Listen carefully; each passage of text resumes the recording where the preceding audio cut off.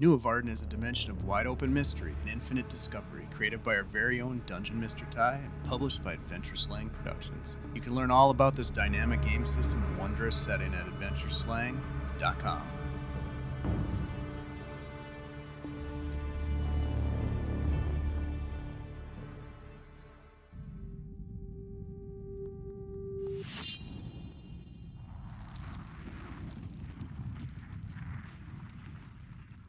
The party stands on the edge of a cliffside overlooking this golden valley that allegedly shouldn't exist. It should be desert. Cross the mountain pass to get there, traversing various physical obstacles of the landscape, encountering a little bit of the fauna that exists, and for that matter, some of the flora in the forests and in the mountains. They stand on this precipice looking down upon the valley at the head of a natural ladder of footholds and handholds that go down the face of the cliff. There is a body at the bottom that apparently didn't fare so well from this cliff, wedged into a bit of a crevasse. But there is also a golden valley that unfurls before them, full of sandstone, natural formations, and monuments. Think the southern United States, the southern aspects of southern Utah, New Mexico, that kind of thing. But the land, the way that it shimmers under a strange light is a little bit different from the sky crystal of Nuovarden. There's a green tinge that causes the sand and the landscape and the sandstone in some places to look like hammered gold on the hillsides, and thus the rumors of a hammered golden valley. Also, the group has heard the lowing voice booming across the sky that has been reported as well. So, players, I will recap you on the last narrative entry, and we'll figure out where you go from here. From high above, you gaze upon it at last, a vast golden valley that opens westward as far as you can see. Gold and orange rock monoliths stand randomly on an arid valley floor, and ochre hills break the horizon with their rounded crowns. The light here is unusual. The white sky has a tinge of green that somehow gives the pale sandstone the look of polished gold. Warm vespers rise to greet you as well, unusually warm for the garden, as if the light generates its own heat. Crude handholds appear chiseled into the slope of a smooth rock face, forming some sort of rudimentary ladder that leads down a sheer face to the valley floor 40 shins below. And as you peer over the edge, you note what appears to be a body wedged into a shallow crevasse just to the right of the landing at the bottom of the cliff face. Some unfortunate climber, it seems, fallen before able to attempt the climb down. What do you wish to do? Can we tell what race the body is? Culture? 60 feet into a crevasse, you might be able to. Why don't you give me a called roll body at increased difficulty? So increased difficulty means you have to roll because you don't have primacy, you either have to roll a 4 and use your key point to bump it to a 5, or you have to roll double 4s. So what if I got a 2 and a 1? Okay, so that is a high failure. However, this is not a manifestation, nor is it an intern action, so it will not bite you. Now, you could be assisted if someone wants to help you peer at their own risk of peril, because if the assister, as we remember, rolls a 1, they will lose a primacy. Does anyone wish to assist, considering that Fellavaai cannot quite make out the details? Sif, can you help this person, this individual? Can you fly down and see if they are still with the living? Well, I'm gonna look too first. Are you gonna assist? Or are you gonna make your own? I'm gonna assist with a 4. Okay. Ooh. Eagle eyes, baby. I was gonna say, I think it's funny. Everybody's like looking over the ledge, the like fabric wrapped around their eyes, and they just shake their head. Sif just kind of peers over. Oh, So what you do, so narratively, you say, "What is that difference there in the light? Is that fur or hair?" And Fellavaai, then you make out it looks to be a Kakoots individual. yeah. And again, for viewers, the Kakoots is the of the animal culture and of the innate shadow or silence discipline, which includes shadow.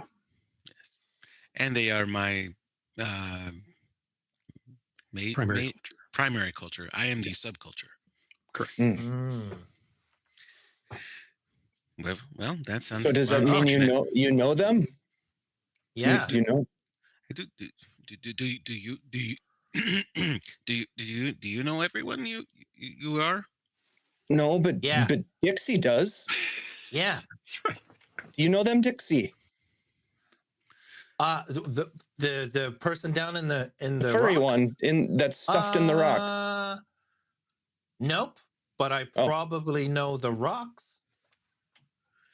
Sif's eyes just narrow slightly. What is it? Do we want to try and get that person out? And Dixie's just going to lean over there to be like, "Hello, Oh, do you require assistance?" No. More like a grave. There is no do movement. you require a grave? Good question. Are there rituals for your kind? If I was inclined, I would eat him. Oh, is that a thing? Like, is that a? Not always. Oh. But I will. I will. Do we want to go down and see if he's tasty or? No. I do not recommend eating him. Likely rotten. So I will fly down. You all are safe climbing? Well, No. No. I could try and make it safer. Oh, okay. Should I hang around while you try? Yeah. Okay. So Dixie is going to try and Dixie's going to go full Toph Beifong on this and is going to crouch down and have a little conversation with the mountainside. And where the crude handholds are, Dixie's going to try and create a staggered stairwell for us to walk down that follows us as we move. Oh, okay. All right. That is like chunks of rock pop out for steps, and when we go past them, they slide back in and reappear at the bottom. Love it. As a maintained manifestation. Yes, indeed. Okay. Please make that manifestation attempt. Excellent. I love that that is visual. That is a called roll. So yeah, that will be 2 dice. 2 dice. And, yep. And this is affect Earth. Yep. Called roll element. 4 and a 3. Beautiful. So again, if you wish to, can I use a primacy to bump it to 2 4s so that the space is longer? Yes, you may. Yep. Nice. Cool. Yeah. So Dixie just crouches down and places their hands on the like front of the shelf, and then the just chunks of rock are like. And Dixie's like, "Thanks." Yeah, and as a reminder, so now you'll commit your full dice cash to maintaining and moving that manifestation as you go. Yep. Yes, very effective. Is everyone going to walk, or are you flying, Sif? Yeah, I'll be flying. Yeah. Okay. All right.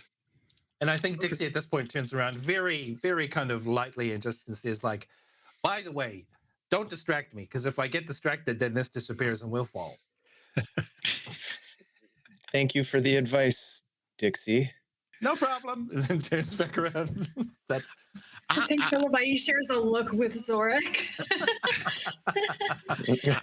I will fly as you descend and try to catch anyone who falls. Stay close, Fellavaai, and Zorik will just kind of like reach their hand out to like kind of be there to support as they go down the stairs following Dixie. I think they once again will like stare at the hand a bit before Oh, just hold it. Not too tightly, but tight. Well, that's pretty tight. There we go. Today. Ah. So as you follow this switchback of steps and Sif, you sort of corkscrew down alongside everyone. Mhm. Nice. Well done. As you step upon the floor of the Golden Valley, you find yourself in the shadow of a great red stone formation whittled by the erosion of unknown eras. The brilliant landscape unfolds beyond, and a consistent wind causes snakes of sand to weave over a flat ground and toys with sparse, brittle-looking scrub brush. The air is warmer than you are used to. The crevasse is just to the right, with its hapless victim inside. Fellavaai will go over. Okay. Yeah. Sif will like flap down beside Fellavaai. I'm presuming they died to the impact and not having died before it. That's not 100% guaranteed, but when you look into the crevasse, it's not very far down. The body is wedged in there pretty good. The limbs are a bit askew, and it looks like it was an impact of momentum more than just having tripped and gone in. Were they killed and then thrown off? That you don't know for sure.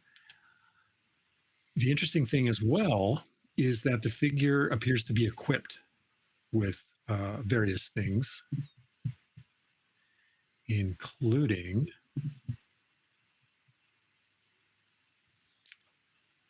it looks like they have a robust hide armor on their body.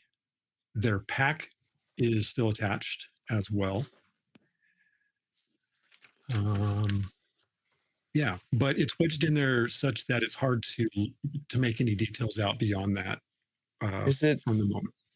Sif, is it customary amongst your people when not dining upon the deceased to lay them to rest in any specific manner?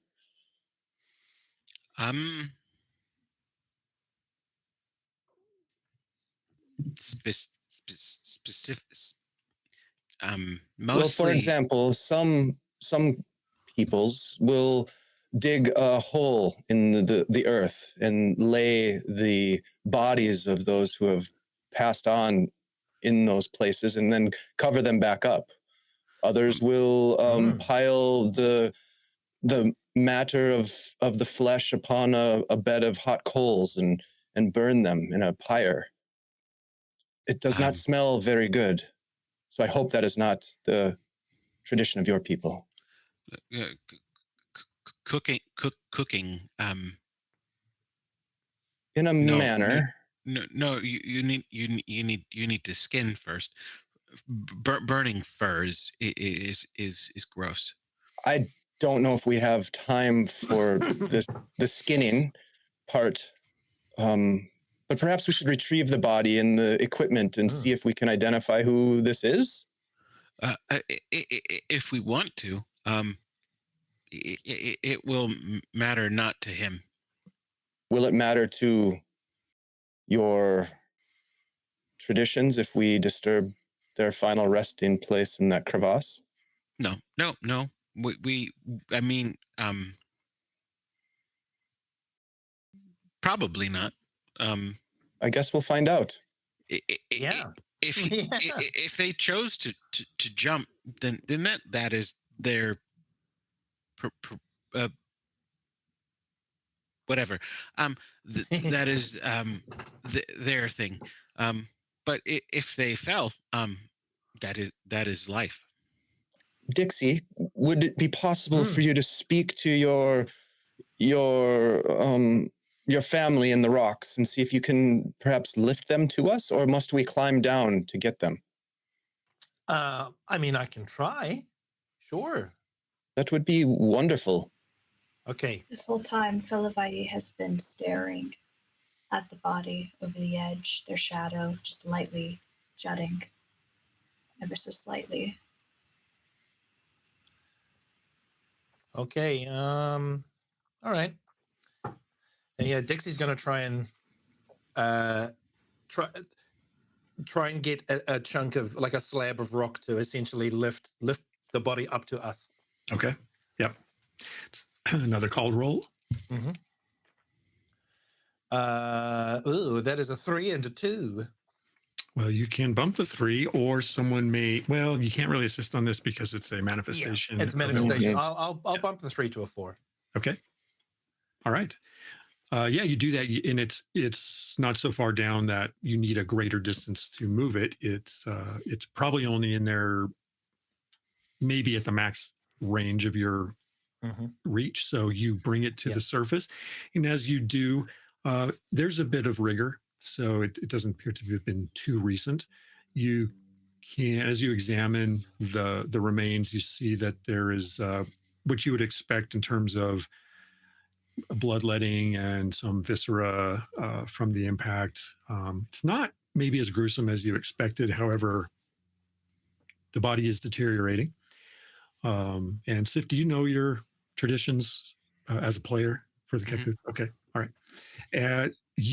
But what you do is when you bring the body to the surface, and as I said, that armor is, it looks quality,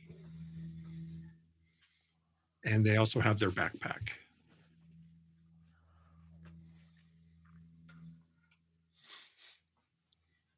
Ty, I'm curious with the discipline of song, is there a way that I could maybe hear if there are any reverberations of memory associated with this deceased individual? I don't see why not. I mean, there's really no reason for me to say no because the dice have their own answer. But Yeah, I'm thinking maybe there's like a vibration to, you know, living creatures, of course. And perhaps if it hasn't been too long, or if the power of the manifestation allows for it, with the dice roll, that perhaps there might still be an echo of some memory of their last moments. sure, why don't you make a called roll song? Okay. So you let your voice. I mean, you can describe it as you wish, but you allow your voice to wash over the scene, I guess, and try to see if you can pick up on sort of a stereograph of. Yeah, it's an interesting, very almost inaudible sound that comes from it. It's more of an interpretation than of my own creation. So it's like whatever song or melody comes through, or someone would hear if they were observing. It's more of the interpretation that Zorak is having of the vibration that he may or may not pick up on. All right, let's see how it goes. I got a 4 and a 3. Beautiful. Do you want to bump it, or are you going to pursue? I do. Let's bump it to get a double 4s. All right.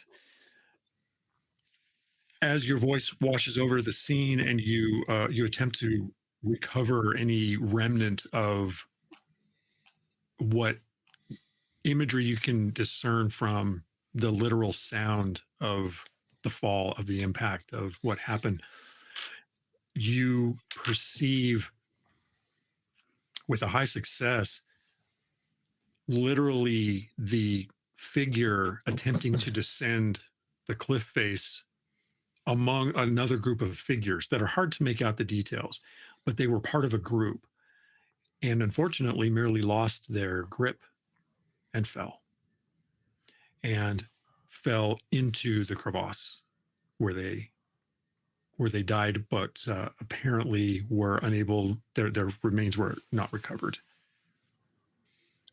The rest of you will hear almost like a verse, a melodic verse that Zorak sings gently that conveys that information. That is life. Um, we should just gonna look around. Does he see? This is like there's the shadow of the red rock, but like Are there any like shaded? There's no shade vegetation or anything that's shade Trees wise. Yeah, wise, you mean? trees wise. Yeah, No. yeah. It's all sandstone formation, and where the light, depending on where the light hits the sandstone, that creates shadow. Right. So he's a little uncomfortable with that, but he just kind of says it would be better if we took their things and put them back in the dark.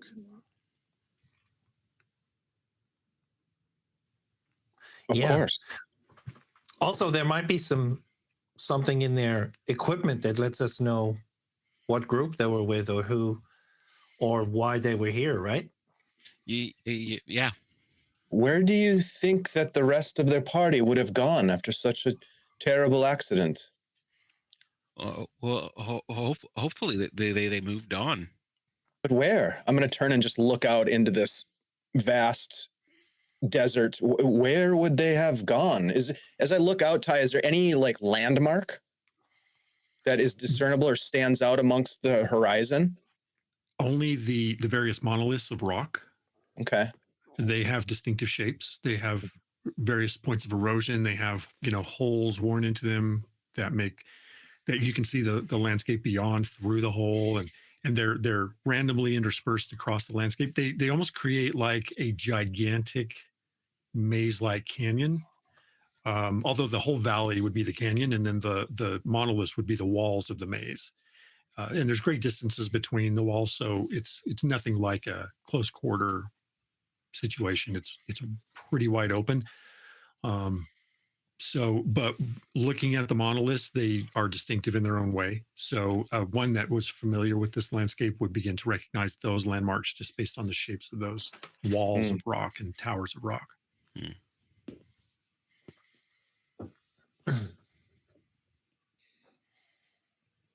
I mean, they could have gone anywhere, I guess. Yeah. And Dixie's like taking things off. Like, this bag is huge. What's in it? What's in it, Dixie? I don't know. I'll open it up and have a look. All right. God, snakes. So as you bring you sort of lay the body out, the first thing that you see on the armor is that it has the mark of the Harvesters faction on it. Harvesters are a group of hunter factioneers that are also something of the frontier keepers in a way of Nuovarden. So this group may have been investigating the valley as well. Within the pack, you find 3 quartz crystals, which for a Lenai or a Wotan equate with food, or can be crafted down into healing agent. You also find 1 harpweed bulb and 3 plugs of black smudge. Huh. Favorite.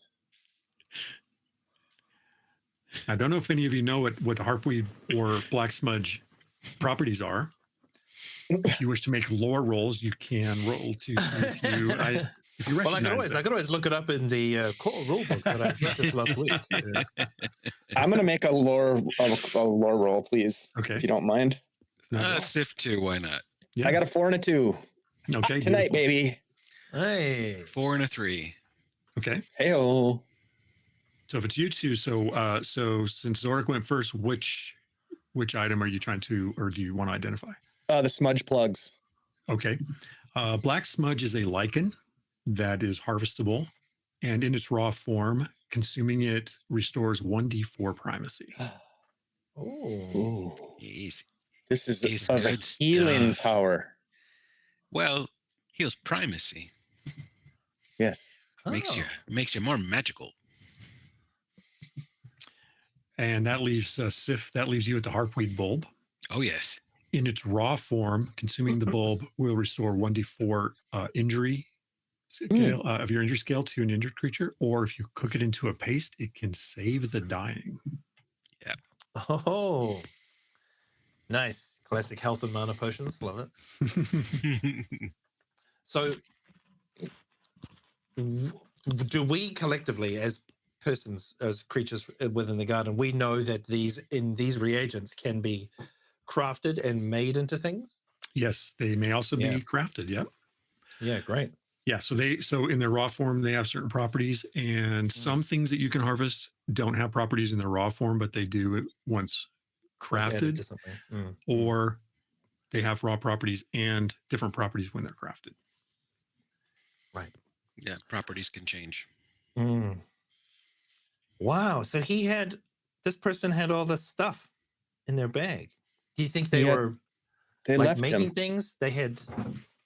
Well, this is stuff that helps you heal and kind of be healthier and stronger, right? Yeah. Maybe they all have it.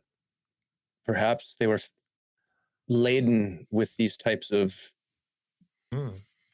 supplies. Also, this person was pretty far down there. If they couldn't get to them, they must not have had one of your kind, Dixie. We are lucky to have you. thanks.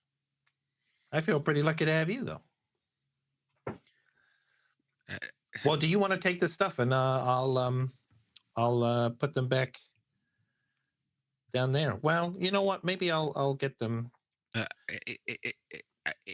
If I can have someone else must want the armor. It will be too heavy for me. Oh, sure. Yeah, if anyone wants the armor, they can have it. Dixie will grab the person's arm and be like, they don't smell very tasty. No. There isn't an eat by date. Right. So shall we put them back in the ground, or are we piling them up and setting them on fire, or No fire. I think as this discussion is happening, that sound has been kind of bubbled in Fellavaai's ears. And I think in this moment, after the things have been taken, their hand slowly lowers to their body and presses the long fingers to their chest, all four of them. And upon that contact, their shadow pulses.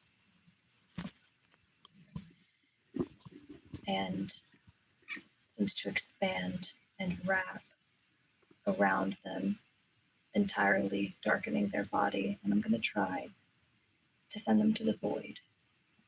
Ooh. Before you do that, is anyone taking the armor? This would have been after everyone got the stuff off. Okay. Yeah. So sorry, I thought it was all off already. No, that's okay. I just don't want to miss that detail. Yeah. Yeah. Okay, so we set the armor aside. Yeah. Okay, Yeah, the armor's laying off to the side. Yeah. Okay. All right. Fellavaai, as you prepare something of an unfamiliar ritual in front of everyone else, go ahead and make and so your outcome goal is to vanish them into the void, like sort of a burial at sea kind of thing? Yeah. Okay. All right. The Ikshi's burial. It's a pretty good teleport. Yeah. Since they are not Ikshi, they are not giving the same, I wouldn't necessarily say grieving ritual, but the same courtesy of not looking into the void as they would if an Ikshi did die. Nice. But they will have a place to rest. So for the audience, the tradition is the deceased are sent to the void, and the Ixia they avoid projecting into those locations, so they do not see the corpse out of respect. So I got a 1 and a 3, but I'm going to use a primacy to bump that 3 to a 4. Perfect. That's what it's for. All right. So how does it look when that happens? You described it a little bit already, but is there any final flourish to? As the shadow is wrapping, it looks almost like the reality of our world is kind of fighting against it. There's like this sort of tearing that's occurring in the fabric. This like dark black shadow with the little licks of purple until the shadow, which shadows can tend to be a bit see-through, but this shadow goes from that to just complete darkness. And where the outline of their body was, it is now like looking at like a Vanta black background where it is the absence of a body. And it just slowly shrinks and gets smaller and smaller and smaller until the space where it was is back to the land that was holding it beneath. As it's finally fading out, your own shadow reaches with it and attempts to go as well.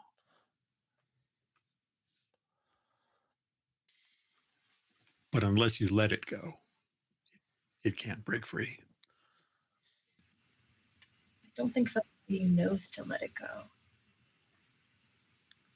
I think that they don't realize the wetness on their cheeks. They don't realize exactly what is happening other than the fact that they are seeing their own shadow move. As they had pointed out, not something that they had realized, but seeing it move, they are, well, not physically confused, feeling a lot of internal conflict and confusion about what that means. And as the form of the deceased Kakuts vanishes, your shadow breaks from it. And for the rest of you watching this happen, you see Fellavaai's shadow stretch and then snap back into place. Happens a lot, it seems. My shadow doesn't do that. No. Ty, has Dixie seen this before? With Fellavaai or anywhere? With anywhere? No. No, this, even if I let you go into your memory banks and looking down through time, this is something that seems very otherworldly. Yep. I just have one question. Is it dark there? Because you had like dark things.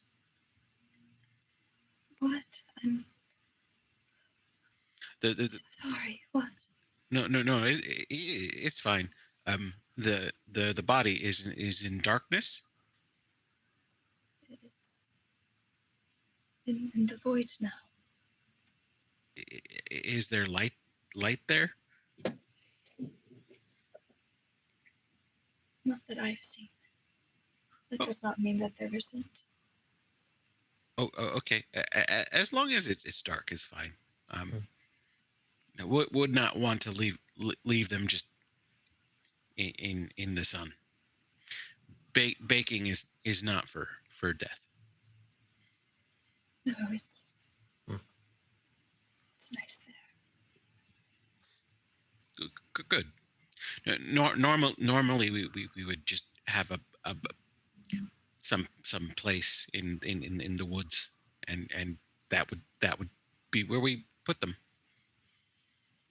But there are no woods here. Dixie will come over and squeeze, grab Fellavaai's hand. It's all right. That seems fine with me. But one of you put on the armor, because you are not able to fly or make holes in the ground.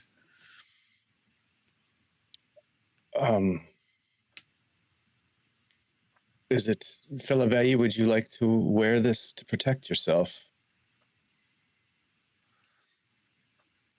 No, it's well, one of you should take it. Dixie puts it on and looks like a toddler standing in like an adult, like a jumper, like the sleeves are. It And suits you, Dixie. Dixie's head is like, she was like, yeah, I think it might be a little too big. Yes, it is too heavy for me. I won't be able to fly. I would gladly wear this if it would not anger the ancestors of the individual whose it was before now. No. We would take their things and just leave the remains. Well, then I would be honored to wear this. Mm-hmm. And Fellavaai, it's okay. They're just dead. Right. Yeah, Just dead. Yeah, it happens to all of us. What? To all of you, all of your people. Well, all existence is finite. I think it's more of like stages. Like it changes, like sometimes the sky crystal's bright and then sometimes it's not. Do you sometimes believe that there was something before the emergence here? Where we are now? Here? I don't know. Dixie, was there a stage before that? I'm pretty sure. I think so. It just, remember we've, there have been a few times some Selku told us, about things that they remember. Yes. But I don't know. It just feels like it just always has been. I mean, I have heard Lamplack speak of a time before. Yeah. There must be before and after, but death is just death. There is no there is no great passage. It is just moving to a new time. If you had told me that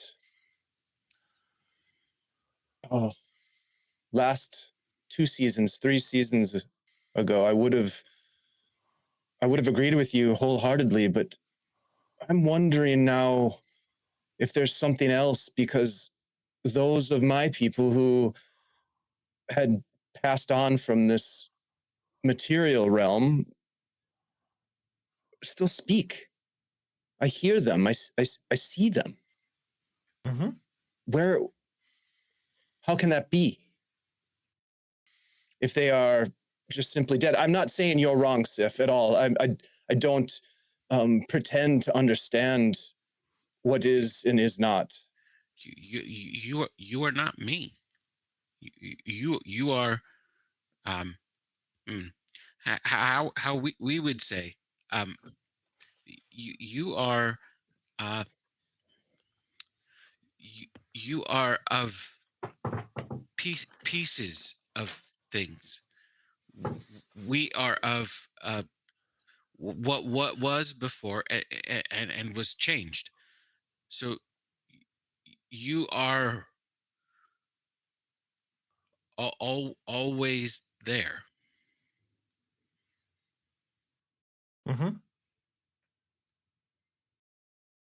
I don't know about Fellavaai because that is, I touched that shadow and it did not seem here. It seemed somewhere else. Mm. There are many somewhere else. This Many that I'm not aware of either. oh, good. I believe you.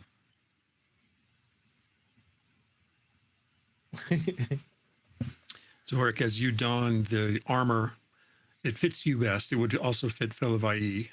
Sif or Dixie could wear it, but it would have to be modified. It is a +1 persistent armor factor. Ooh, What does that mean? that's So cool. persistence in armor factor means that when it takes the damage, it does not break until it's repaired. Mm. It always has that ability. It always has that armor factor sustains. And so, Ty, just of course, I know how armor works in Nuovarden, but for those who might be watching who aren't as familiar, that one armor factor that basically soaks a point of damage For each discrete attack. Yep. Right. Yeah, as opposed to a basic armor, which would, or like the armor factor that Fellavaai picked up as a doubles. Once that absorbs the damage, it's done. If it's an item of armor, then it can be repaired after the encounter or during the encounter by the technology manifestation. However, it doesn't hold its armor, it doesn't hold its value each time it takes damage, as opposed to persistent, which does hold the value. Does not have to be repaired. This is finely crafted. Yes. Is it imbued with a manifesting energy, or is it just finely crafted?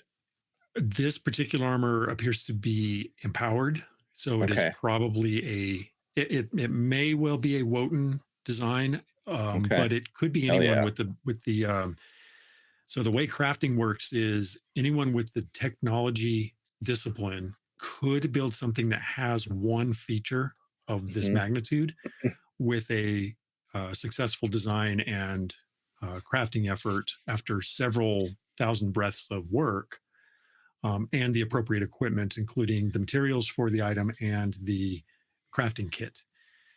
So that's a little bit of a mix of narrative and mechanical approach to how it works. But whoever created this spent some time on it, and it is a more modern creation. There are pre-emergence crafted items from the Lamplat culture as well that have similar benefits just out of pure quality of crafting. Is there a maker's mark on it? As I'm donning it, I'll kind of look it over to see if there's any sort of a marking on it, like, maker's mark or something. There doesn't appear to be anything distinctive in that regard, only the emblem of the harvesters. Okay, very cool.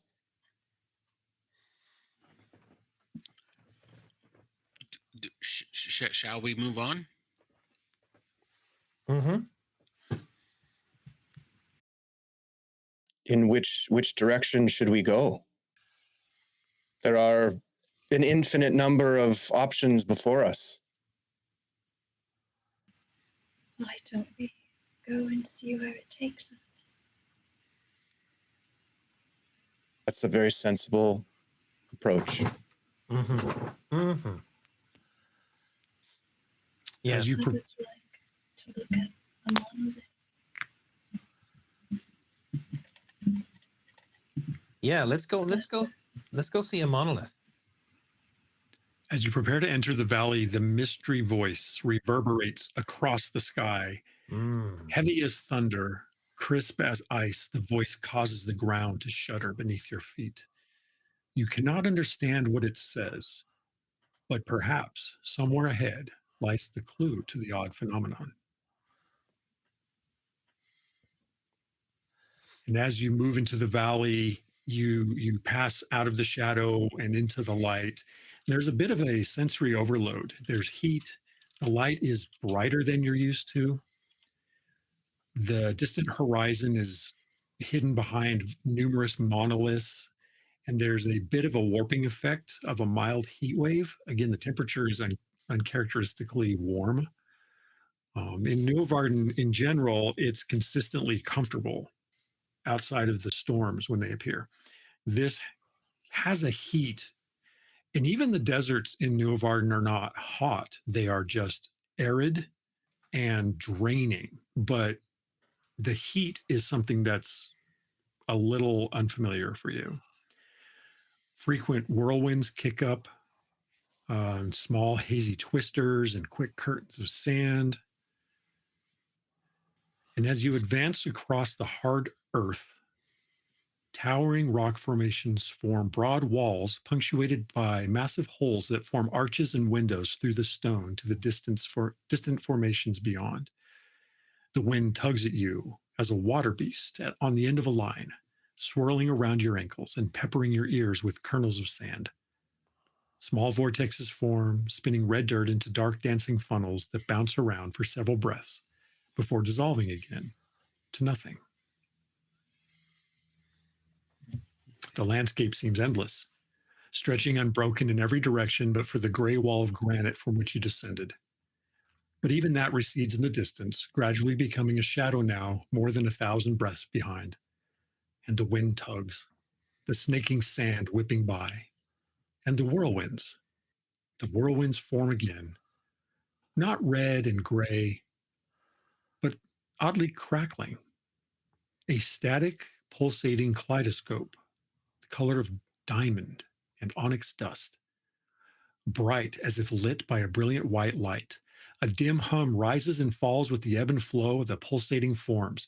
Forks of blue lightning shoot randomly like sharp twig-shaped arms punching at the sky, punching at the ground, punching at you. Determine your combat order. So here's how this works. You may choose the order that you wish to go in among yourselves, 1 through 4. There are 4 of you, so someone will go first, someone will go second, someone will go third, someone will go fourth. At the start of each round, you may change order with someone if you wish. I will determine the order for these crackling little dust devils that move at you with these arms that just shoot out randomly of energy as they descend upon you to attack. And in each turn marker that they go, that is a tie with any of you, they go first. All right. So decide among yourselves who's going to go, and I will determine where they fall. Is this familiar to me at all? In the moment that you're suddenly caught up by this bizarre immediacy of an attack from something that you do not recognize, there is a lingering, no, it wouldn't be lingering. It's fresh enough for you to recall that there is a familiarity with something you've encountered before that was devastating to your last group. I think Fellavaai is going last. Okay. I think at this point, Dixie's probably like, there is a lot going on. Wow. Completely unaware that anything is advancing towards them with any kind of malice intent. They're probably, because Dixie's probably saying, oh, it's like Dixie's probably been trying to listen to the wind and catch some of the sand. So I think at this point, Dixie's like, is this like a miniature version of the storms? And I don't know if Dixie's going first, but I think Dixie is like blithely just like strolling towards these things. I don't know if that means they go first, but Sif would go first, but I don't know. With that description, I feel like Dixie's just Sif's like cautious looking around, and Dixie just Dixie's right by him. wow. I think Dixie de facto volunteered themselves. Yeah, Dixie will hit in first, probably saying things like "Hi." Well, I think Zorak would follow close, like Dixie, wait. You know, like kind of almost trying to catch, like missing them, trying to like reach out and stop them from advancing, but totally missing them. Yeah. So Sif was getting ready to lead the way. Dixie walked by them. Zorak chased after Dixie, and then Sif is looking back at Fellavaai like, "Hey, okay, whatever." Mm-hmm. And I think do we have combat music? They're like stuck in place, very similar to when they were staring at the body. They are just staring at what is ahead of them, just not moving. Okay, you have to walk. You have to come along. Okay, group, I have changed the map in Albert. So if you would Ooh. please find yourselves to the left side of the map and Oh, I place see. your figures there in that canyon of rock between the two, or that alley of rock between the two formations. What do you want us to and do? go and place yourselves in the order. Place your I avatars. think you need to place us. Oh, do I? Okay. Yeah, I'm still learning how this works. So let me, Yes. I don't have me. I will get you there once I figure it out. Characters.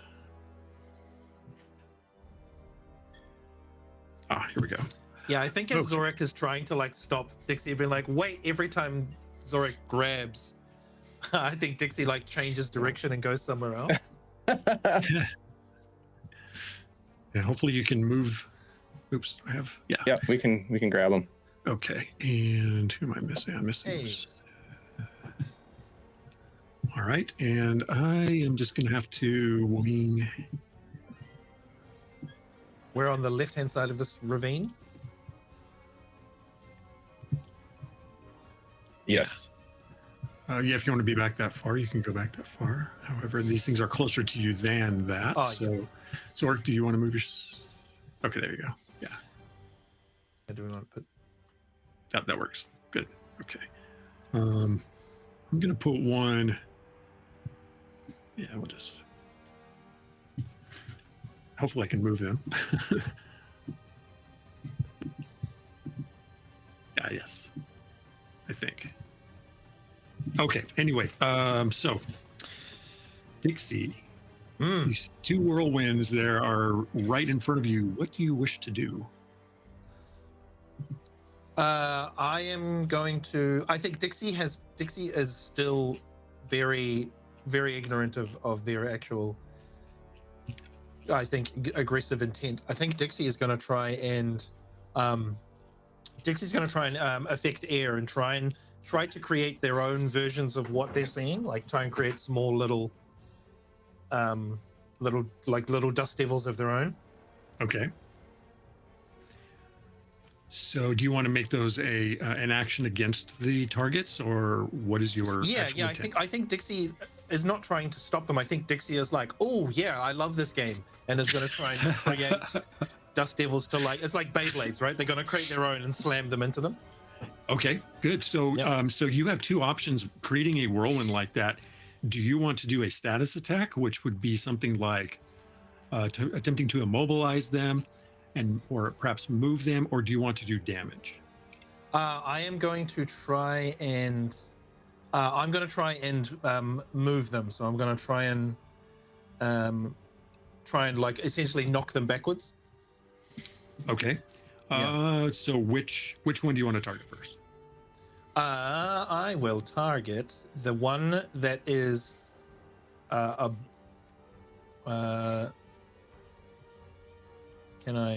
one that's to the right. To the right, Closer, so, yeah, okay. that one, yeah. Closer to the sparks, the spikes of rock above it. Okay, got it. Yep. Cool. It puts your name on it. All right. Cool. So we're in turn order now. So another thing to explain, you have 2 dice in your dice cache. Mm-hmm.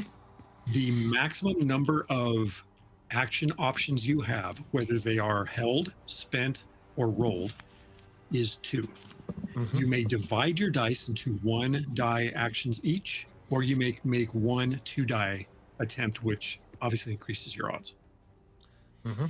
You also have the options of spending 2 primacy to reroll 1 die, having an assist from an ally, spending 4 primacy to reroll both dice. So you have variety of options there for your strategy, and once you get used to the rules, it becomes a lot quicker to decide. Yeah, great. Yeah, well, I think I'm just going to if the manifestation is that a 2 dice action to manifest to affect air this way. It is your choice because this is a turn order. Those are action rolls, Yep. so you may do 1 die twice or 2 dice once. Yeah, I'll do 2 dice once. I think Okay. Dixie's trying to create Yes. 2 little dust devils. All right, let's see how well this goes now. Technically, what you're doing, since you're trying to move the target, is you are creating one dust devil around it. Oh, yeah. As I understood the intent. Yes. Okay. Okay. So I'm just rolling 1d4.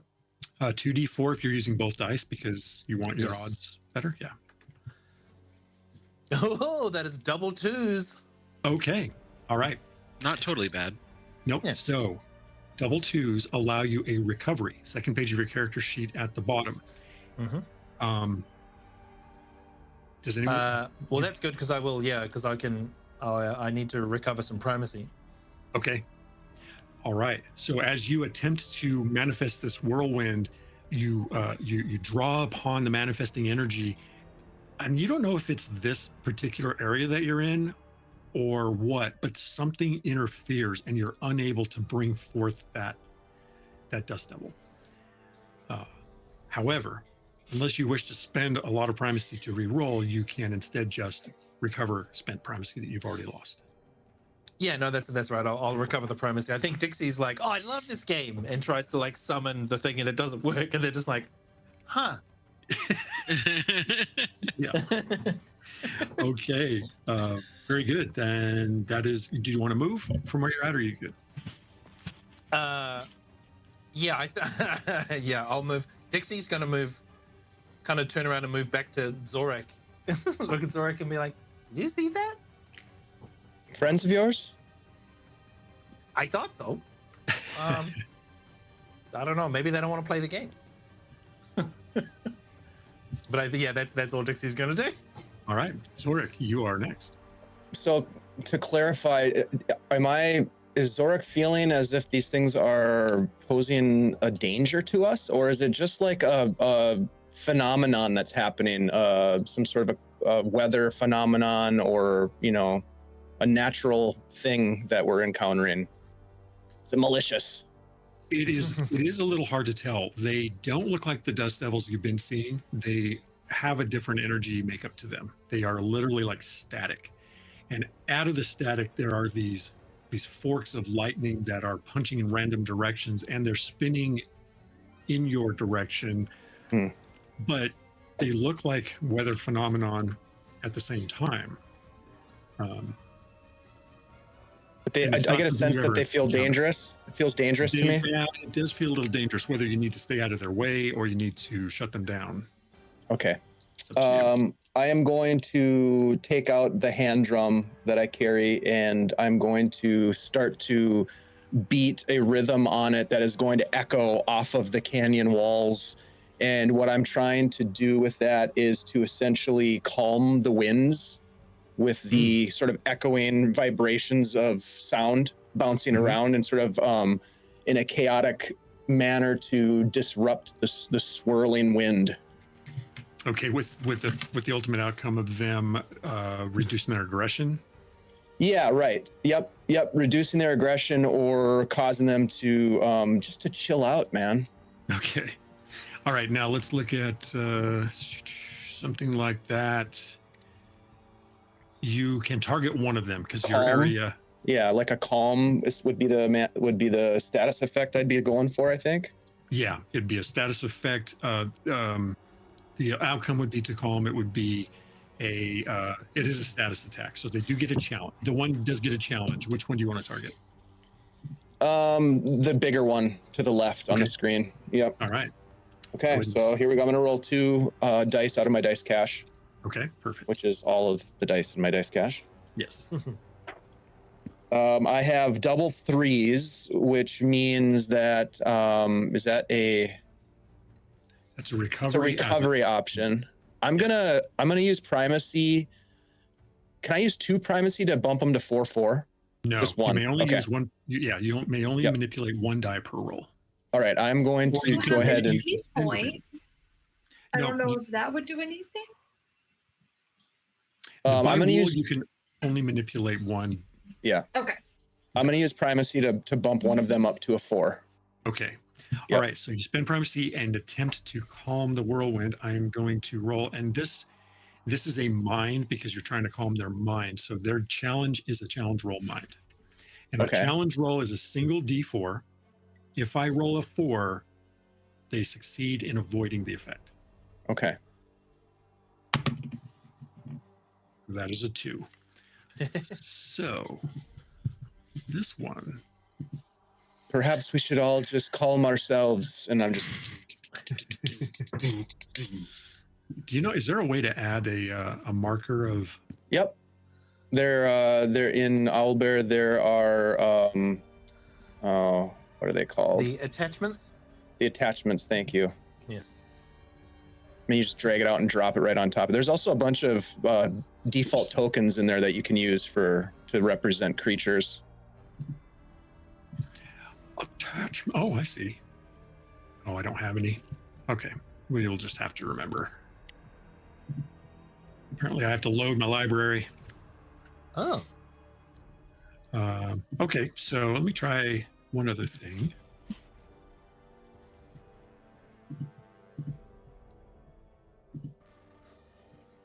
You, oh yeah, No, you, that didn't work you either. calmed it, didn't you?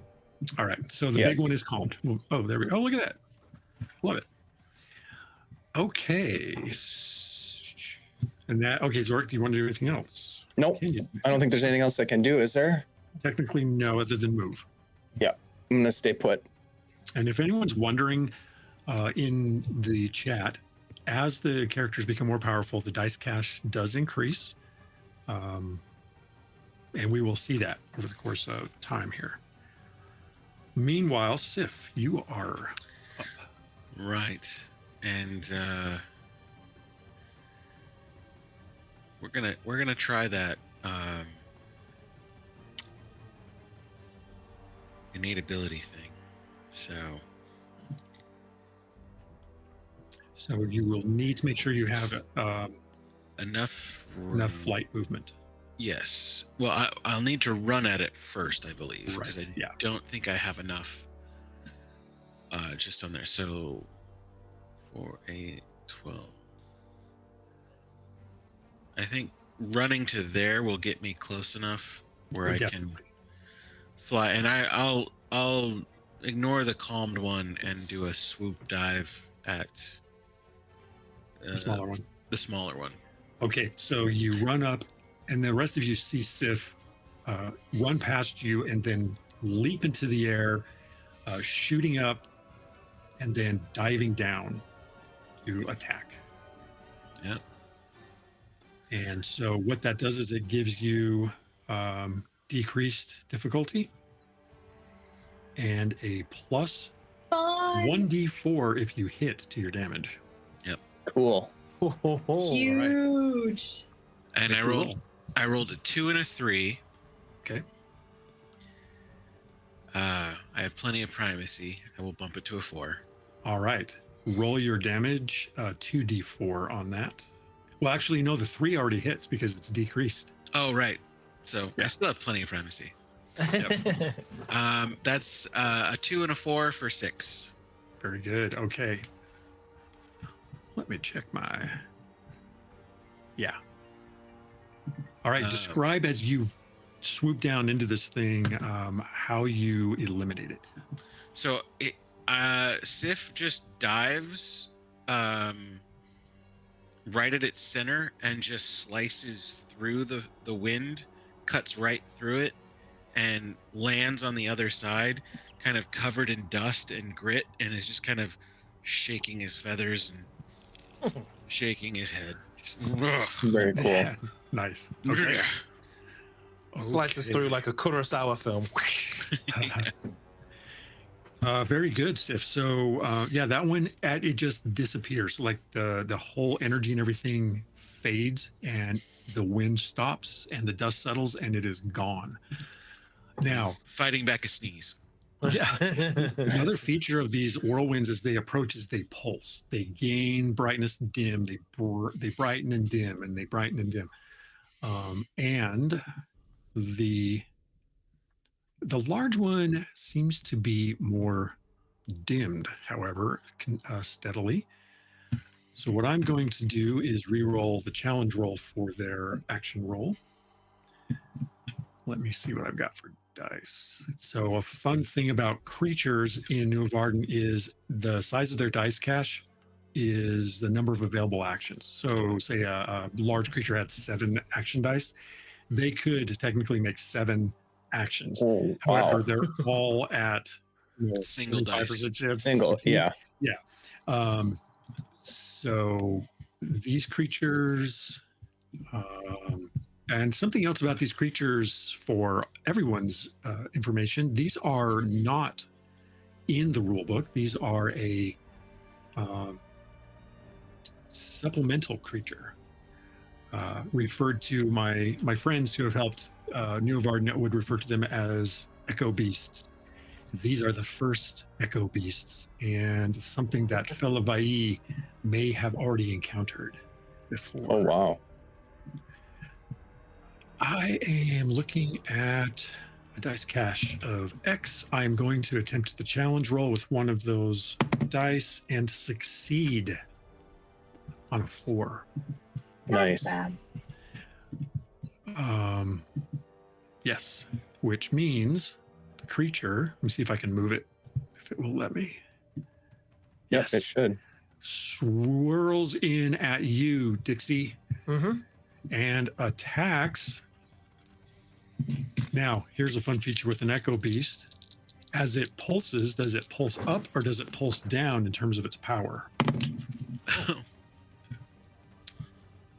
It pulses up. Ayo. And with its other action die, attempts to strike you with the electrified lightning arm, and gets a high failure. Now, I could use primacy to bump that, but I'm going to give you the pleasure of a reprisal roll instead. Would you please roll 2d4 and see if this thing takes damage from its failed strike at you? That's a 3 and a 2. Okay, so it does not. It does not suffer reprisal. Reprisal is not something that's actually within the character's purview. It's just a side effect. The creature does I not think at suffer. this point, Dixie's still talking to Zorik like, yeah, I don't think they want to play the game. Whoa, hey! Whoa!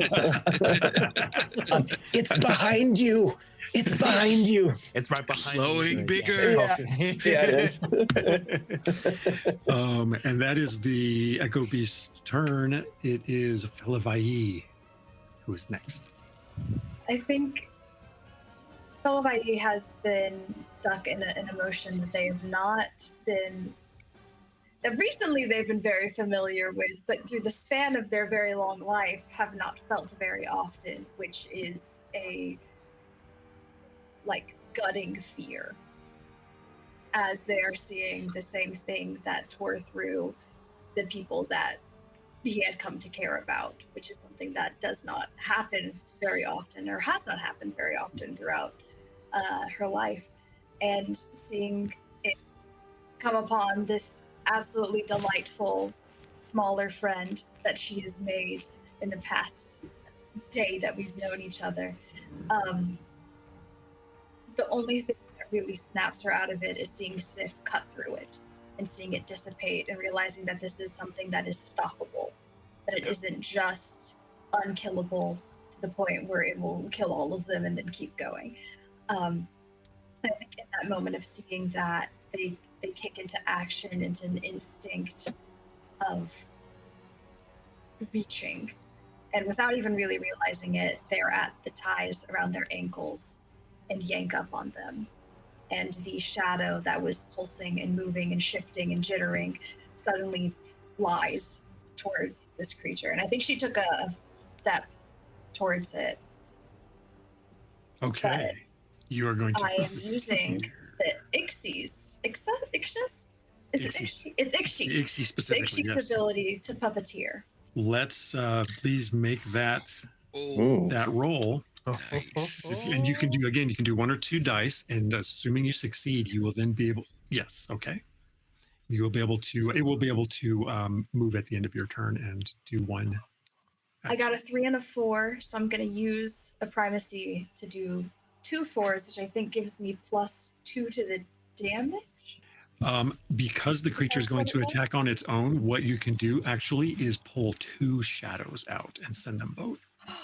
Perfect. So Whoa. as the conglomerate of a shadow escapes, you guys see that it goes from the long form of Fellavaai to, it seems like, several different heads and arms and legs reaching and clawing.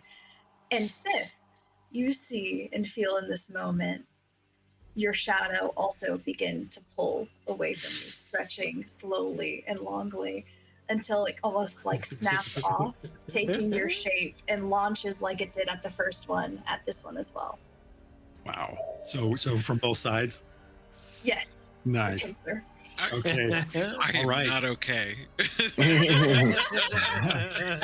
isn't either. It's okay. To end your turn, each one of them, let me double check the distance because they are limited in their speed. 16. Yes, and I think it's just for a, oh yeah, they can both get there, and you may attack once for each of them with a single die. Okay, so 1 dice. First one's a 2. Okay. The second one's also a 2. Okay. All right. So they glide across and they converge on this crackling dust devil of whirlwind, and attempt to strike at them with their shadowy form. It unfortunately doesn't strike in either case, but they are out there and available to you until at least the end of your next turn. And I think louder than you have heard Fellavaai before, he says, "It's dangerous, get away!" Beautiful. All right. Dixie, that takes us back to you. All right. I think Dixie at this point, hearing Fellavaai being the loudest they've ever heard, I think Dixie's like, oh, okay.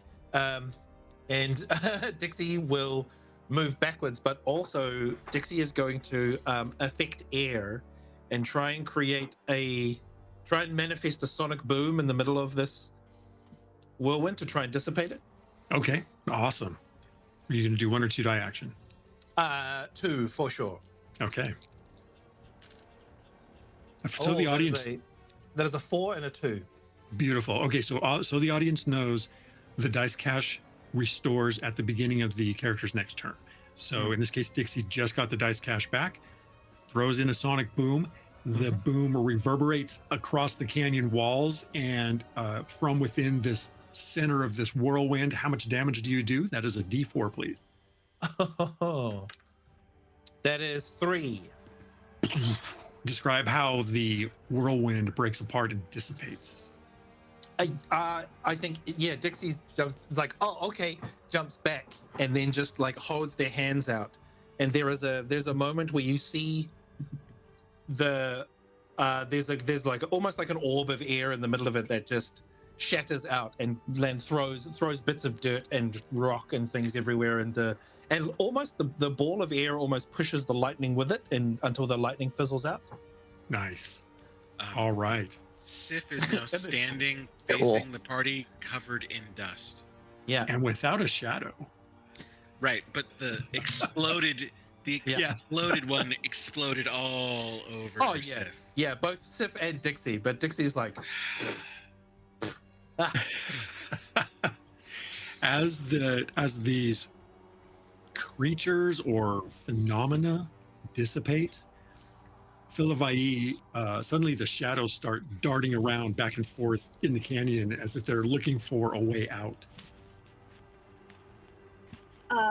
I would say that is also in stark contrast to Sif's shadow, who instantly just like rubber bands back to Sif, back to where it's supposed to be.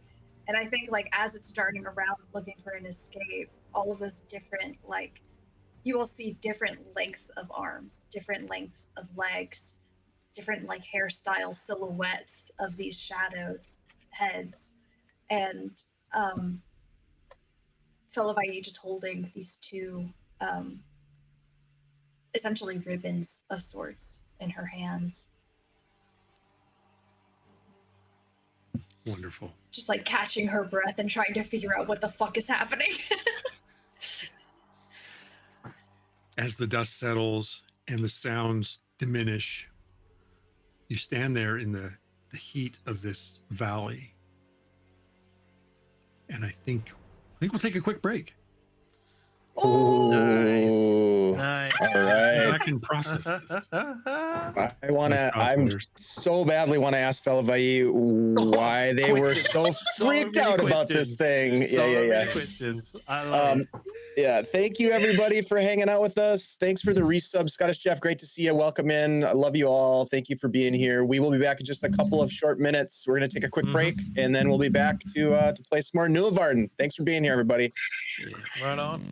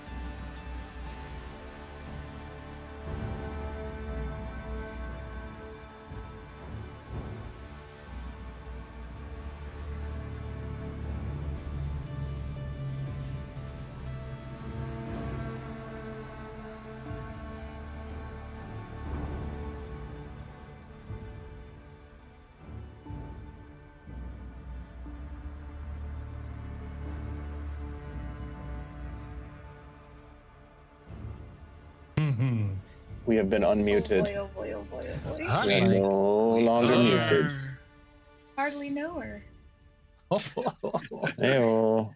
I don't know. Ready? Yeah. All right, let's do it.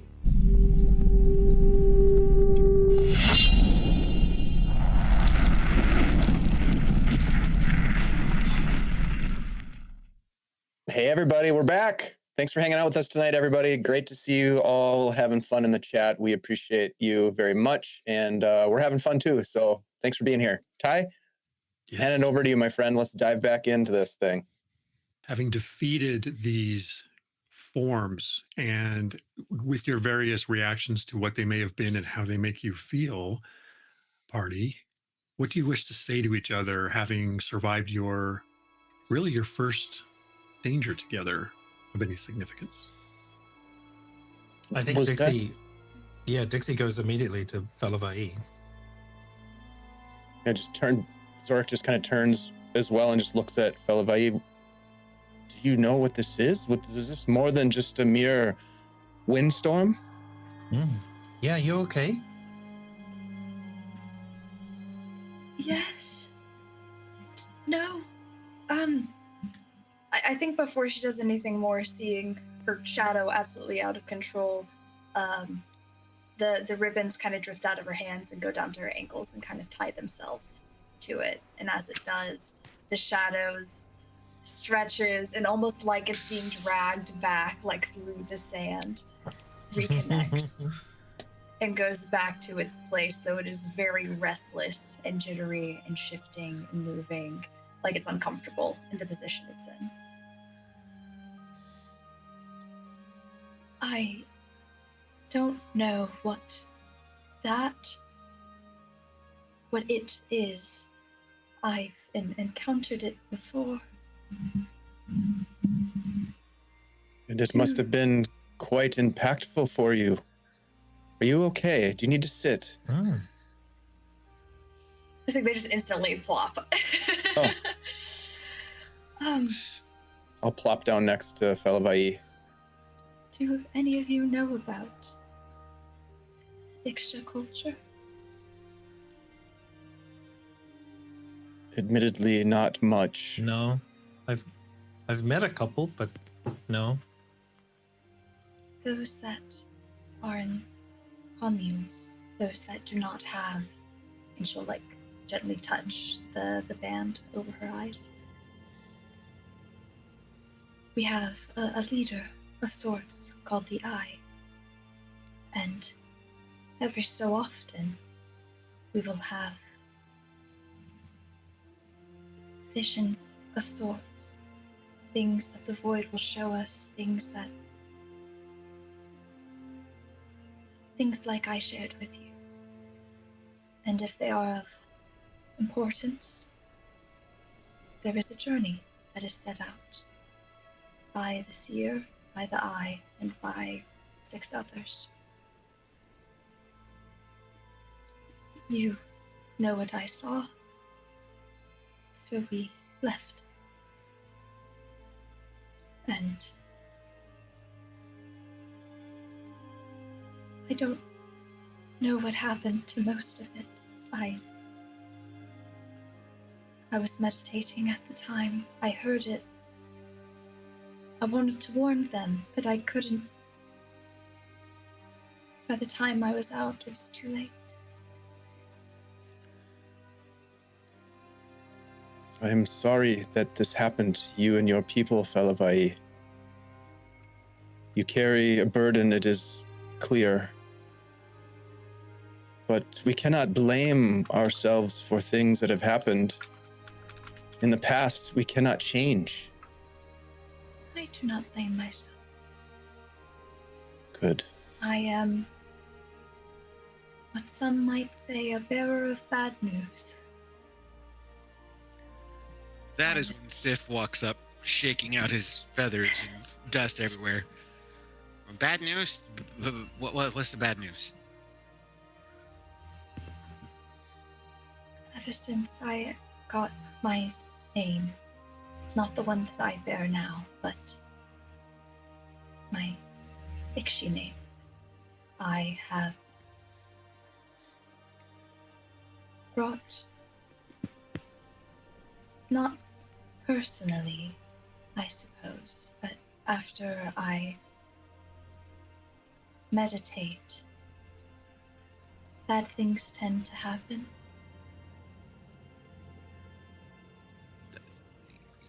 You should probably not meditate then. It is not a bad thing that they happen. In fact, sometimes it is good that I see it. Sometimes I can prepare and warn. Oh, Sometimes it is too late, as with what happened.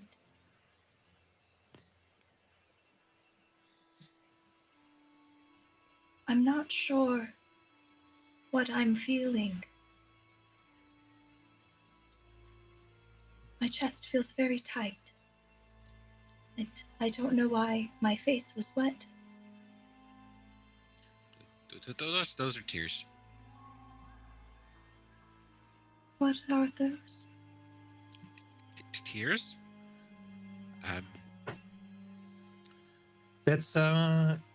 That's what people do when they get really emotional. Yeah. Remember how we talked about a joyous emotion and laughter? This Yes. is the converse of that in a way, the opposite, the balancing of that, a sorrow, perhaps. Although I have heard rumors and tales that there are something called tears of joy as well, but oftentimes it is associated with sadness. I have seen it in the hunt.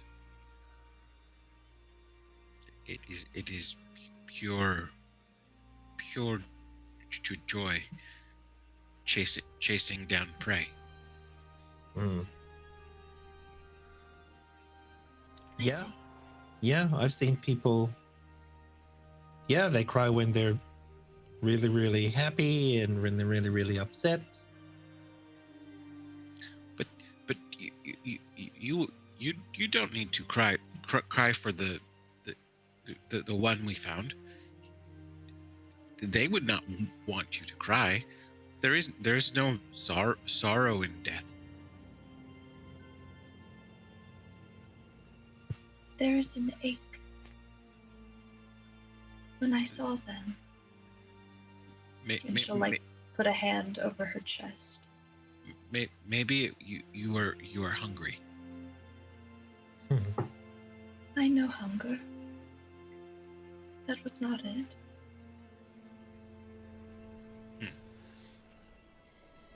In our culture, we Oftentimes- do not talk very much. We meditate, we speak with the void. And we are often living amongst each other as strangers. Emotions can be confusing for all. I felt the way that, and she'll point to Zorik, you do about Dixie. Like you wanted to hold them. And she'll do the motion for holding the hand. Yes, I had a sense of concern and maybe just a little bit of fear that something terrible might happen to my friend who I hold dear. I felt that way about those people. So it was not the body we found that made you feel that way. It just brought those feelings back. Yes. That is understandable. I could not give them the goodbye that they needed. The goodbye they deserved.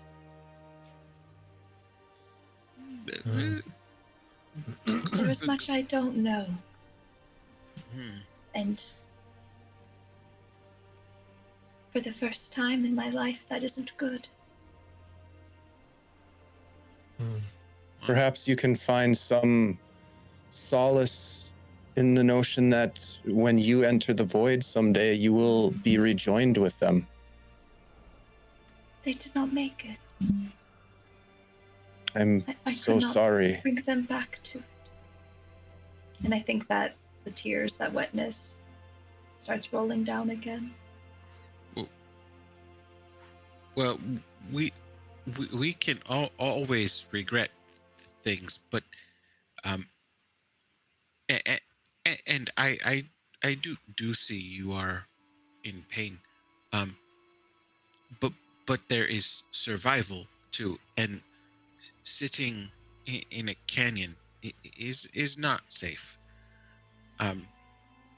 Yes. I think we should move and grieve. Yes. You are all very strong. Well, Sif is very strong and a great warrior. I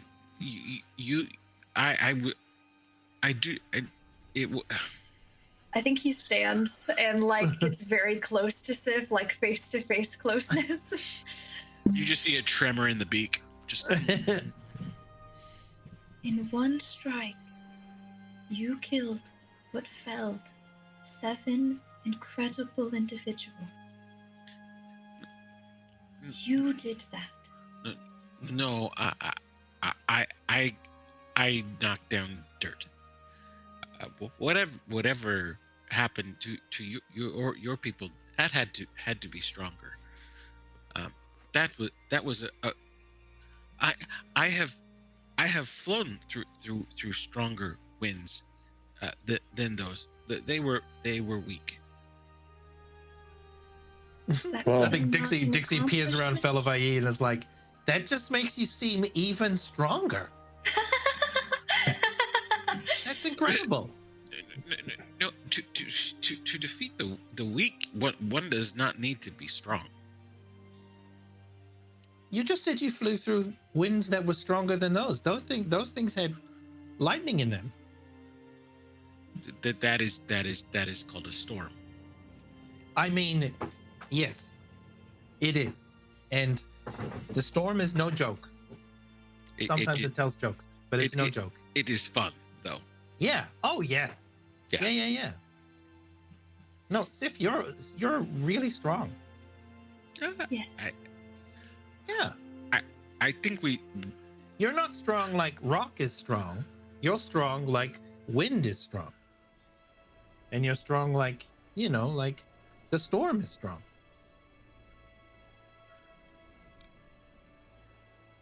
I do not know how to change the subject. in my people's words, we say, next topic.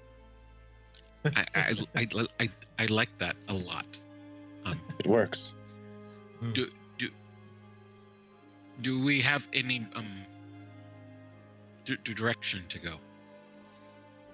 Forward. Yes. Which way is forward? That way. Suppose. Just point.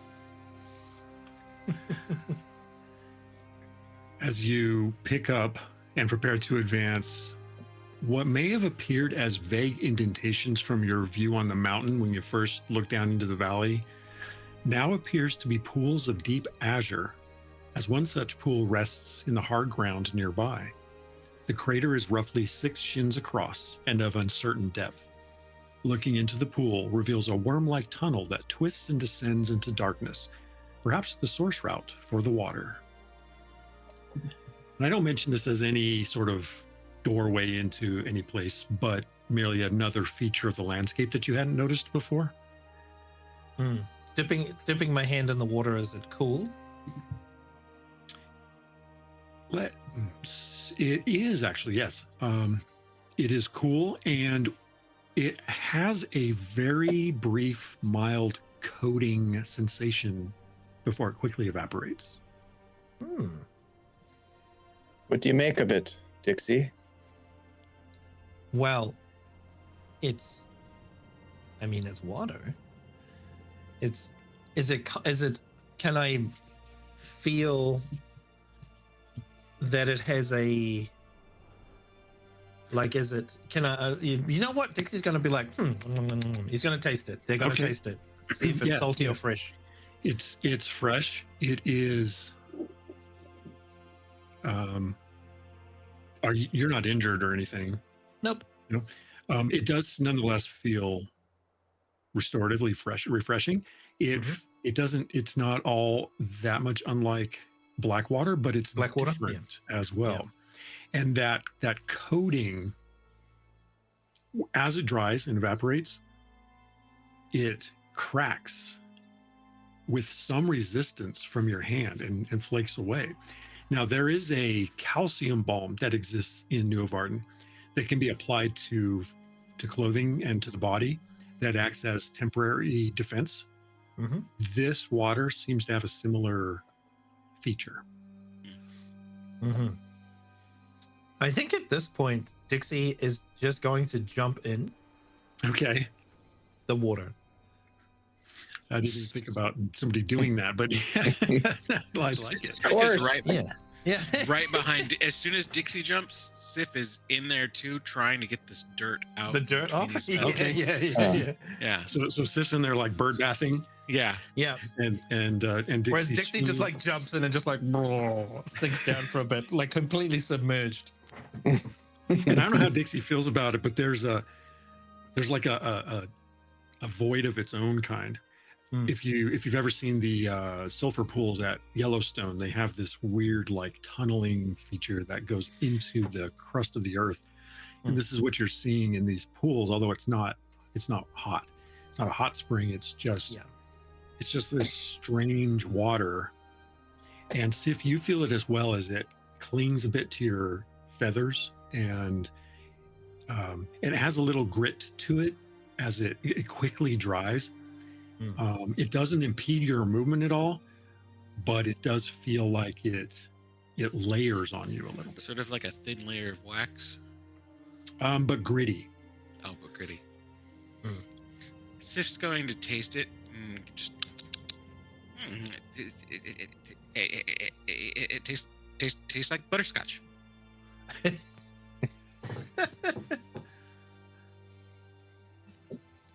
What's that? Does It's berry. does any of this Butterscotch berries. trigger any memories, Ty, in terms of, because already this whole valley seems new to Dixie. Like Dixie doesn't remember this valley being the way that it is. Right. Dixie doesn't remember the valley, and nor is Dixie familiar with the features. Why don't you go ahead and you can do a called roll elemental for this. By the way, players, if as you gain disciplines, if there is an argument for a crossover discipline to something I call for, we can discuss that as well. In this case, lore or element would work for Dixie. That's my point there. Yep. But go ahead and see what you. I got a 4 and a 2. Okay. A 4 would be a success. Yep. So the association with Blackwater is like a relative connection, but the relatives of this valley are not from Nuovarden. Huh. You are hearing like an accent in the voices of the family of the elements around me. Like they're not from here. Not from around here. Yeah, from around here. Yeah. That's so cool. Yeah. Right on. I think at that point, like Dixie will like kind of scrabble out of the water beside Sif, and Dixie looks confused, and has almost like a 1,000-yard stare as Dixie's trying to reconcile the idea of this this other group of relatives or memory. Like, this is weird. Sif is going to pop out next to you and go, you should probably stop trying to talk to rocks. What? Oh, what? Why? Never mind. You look, and they'll like generally point, like motion to their face and like scrunch it. yeah. Yeah.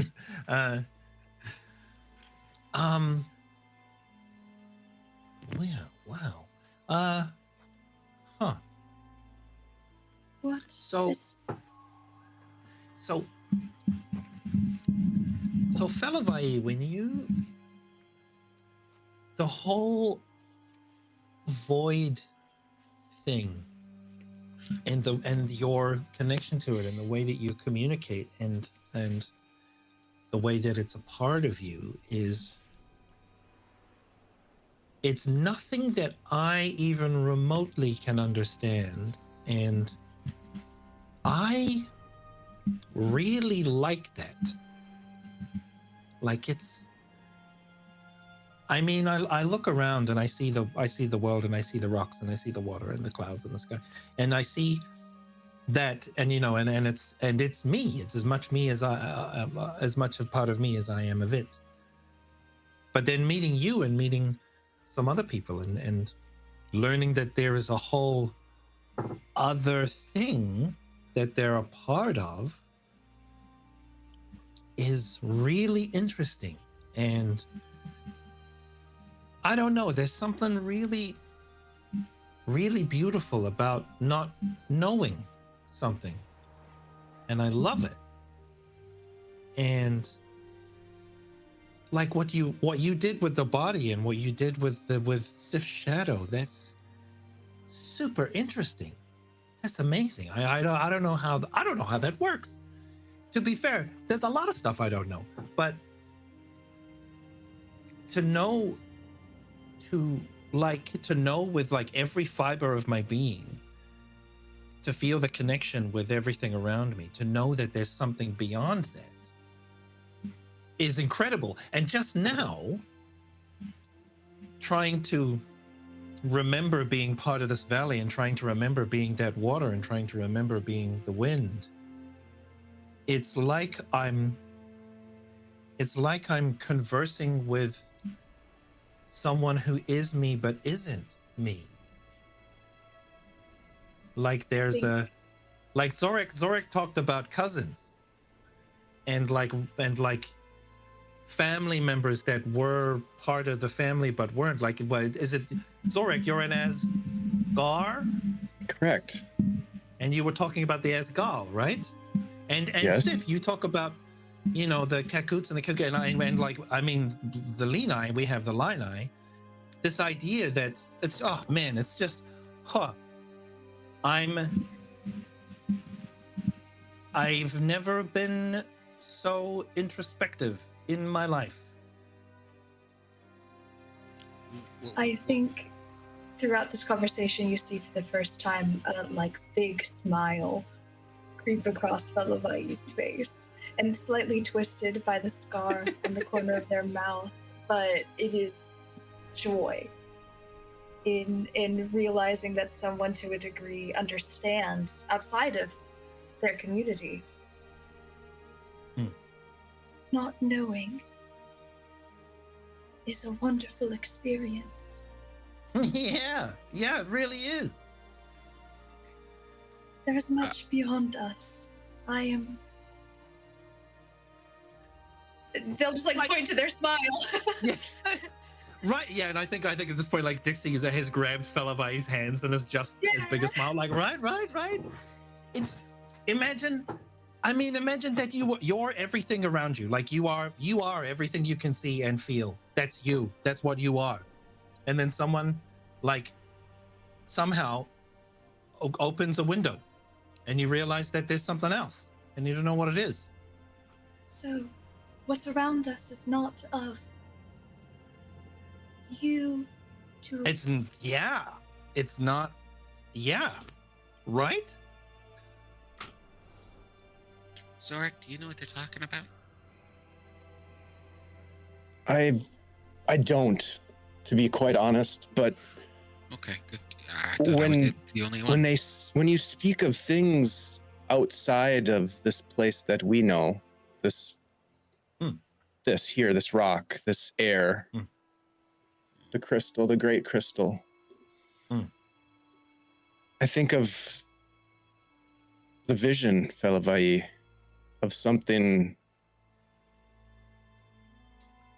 that wants to come here from somewhere else. Yes. In talking to the Selku,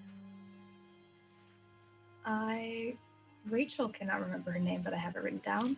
Found the straws. She had mentioned manifestation takes on its own forms at times.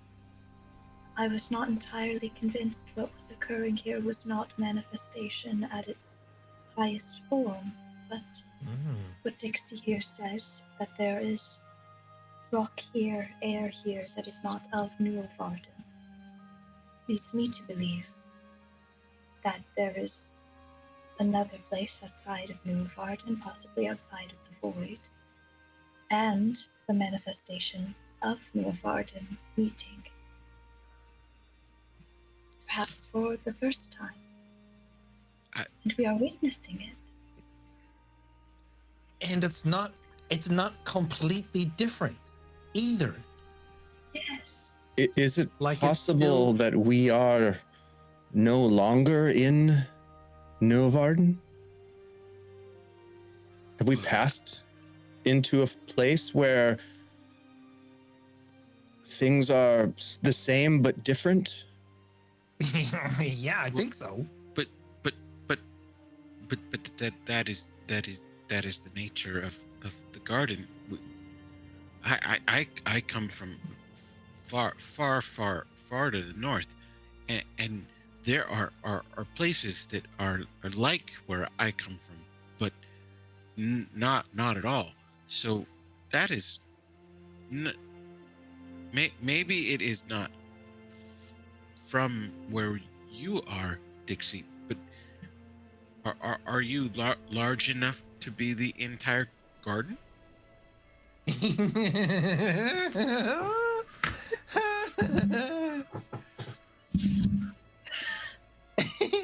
I think at this point Dixie like walks over and like grabs Sif's face and it's just like, yes and no. Isn't that great? No. Yet, But yes. also yes. I'm thoroughly confused. I think, and while I do not have all the information and could be wrong, but Zorak, you stated that we could be outside of Nuovarden. I think that whatever this is perhaps coming to Nuovarden. I think we are still here, but I think we stand on mixed ground. This is quite exciting to think that I we may agree. be on the edge of a new discovery, new place.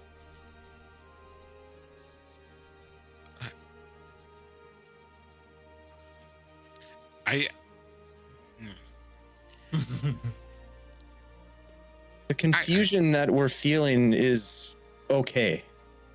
I am.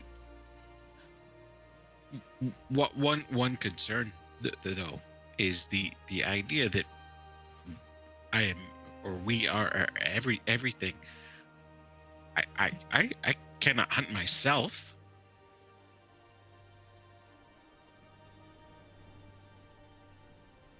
Well, you would readily seem you would so readily sure. find yourself if you did.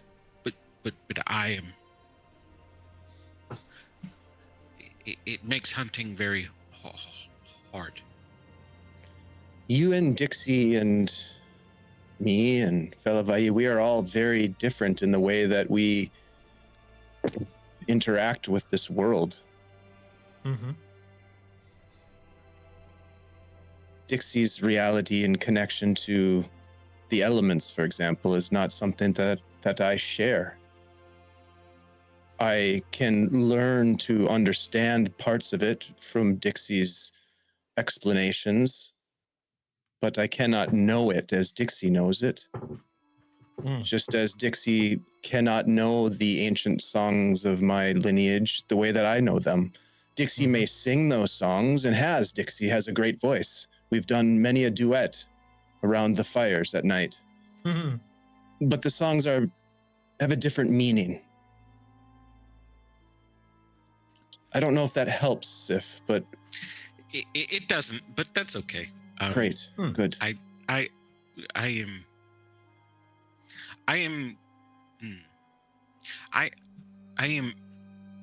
a hunter, so I see worlds in hunted and prey, and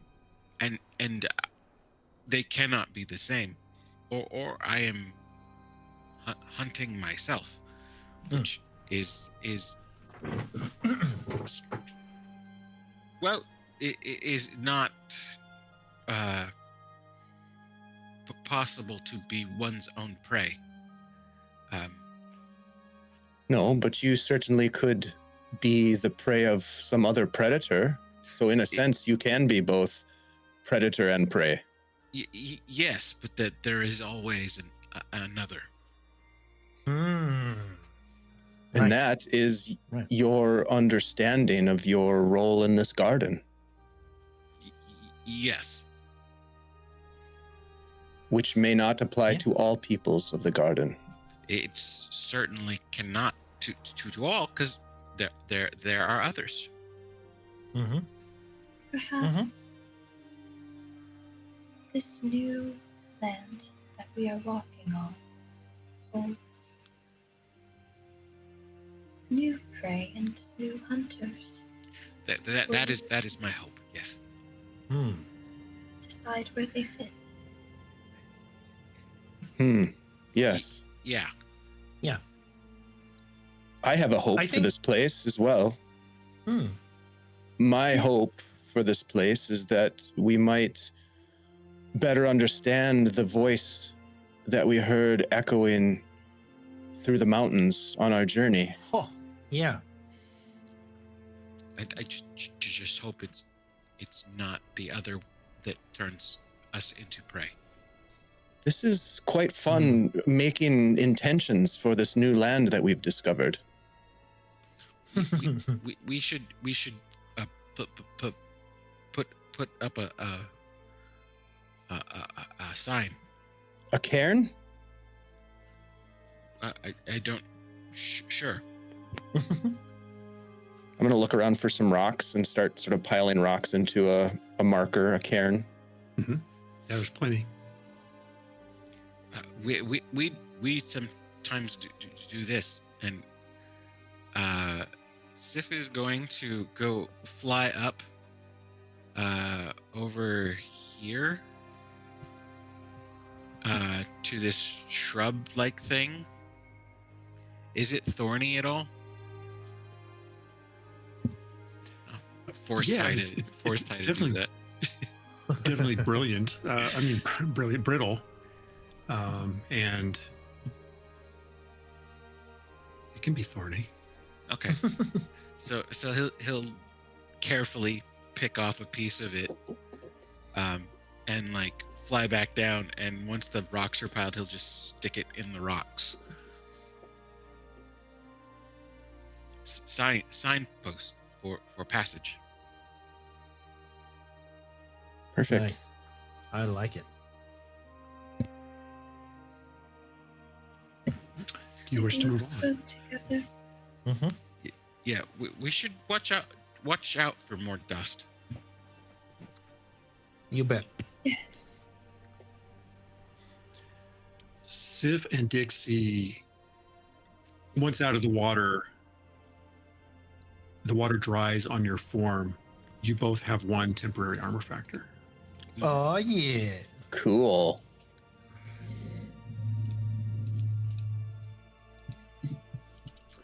Nice. A series of monoliths create the illusion of overlapping walls as you pass into a huge sort of canyon. The broad stone walls, each marked by various holes, forks, and arches, reveal more of the same over the great distances between them. Maze-like, though one that reveals adjacent corridors via the random holes. So as you see through the walls, you see other walls beyond them that create spacious corridors on the other side. In addition to, there's not so much a horizon because it's just so marked by these stone walls and monoliths that there's always something beyond in some shape or form in terms of the sandstone. And as you advance, you feel a subtle shudder in the ground beneath your feet. Nothing like the rattle of thunder you experienced before. The only discernible pattern of this shudder is that it seems paced. A bump, then pause for just a few breaths before another bump. And as you focus on the sensation, you realize it is getting stronger. Then a sound, a distant, dull thud, followed by another, all at the same pace. You scan the walls of the spacious canyon to see motion through the broken and porous walls. A speeding gray sweep of stone blots out the scenery beyond, like the rush of a river, before the motion passes and the static landscape is once again revealed. Whatever is moving on the far side of the wall, it is gigantic. The end of the wall that blocks the moving thing ends mere shins before the thing is revealed. The shudders are strong, the booming sound clearly audible. What do you wish to do? Is the booming like a music? Or like, is it rhythmic? No, it's literally the sound of impact that matches this pace. Yeah, but like is it like, I beat drums and there's a pace to an impact on a drum. Is it like, is there meaning behind it? Is there a message to it? Is it relaying information? The information that you get is merely that it matches with the sensation of shudder in the ground and the beat of boom, boom, boom approaching. Be on alert. Approaches. We all saw that, right? The big, Yeah. the big stone thing moving. Yes. Should I fly up? Yes. Yes. Yeah. Thought so. Be careful, Sif. As he flies up, is there a status effect that I can put on Sif to help him be more, less seen? Yes. Kind of obscure his form. There's a status effect called obscured. Obscured. Yeah. Obscured, I yeah, just obscured. thought. And I would like to can try I and use manifestation to. Yeah, and can I affect air to mobilize him Ooh, Yeah. to help him move faster? love that. Okay. Ooh, double. So both of you, so Fellavaai, you can make a called roll mystery. This is a manifestation to attempt to obscure Sif by maybe like invisibilizing them. Actually, you can attempt that. And Dixie, you may make an element called roll element manifestation to attempt to push. Mm-hmm. A success for Dixie will increase Sif's speed by 16 feet and a high success by 32. Fellavaai, all you need is success. Okay. I am just going call to rolls. use. Got a 3-2, so I'm going to up that 3 to a 4. Okay. And I got double 4s. Ooh, okay. Sif, you have You have a fly speed at the moment of 48 feet as you skyrocket. Now, here's the thing. The wall that's in front of you is like 80 shins. So it would take you 2 rounds to get above it. Yeah. However, you have this impression that this thing, this motion is going to pass around the end of the wall any moment, any breath now. Congratulations to Fellavaai and Dixie on successful manifestations. Also, your beautiful moment earns you a second key point. Ooh. So please mark that. Sif will race car it to try to get to the top of that wall. Just like kind of lean in and try to get there ahead of whatever is thumping. Okay, so you're shooting up, and this gust comes up behind you and pushes you forward as you fly up, and you are invisible. Zorik, did you want to do anything in particular as you're also?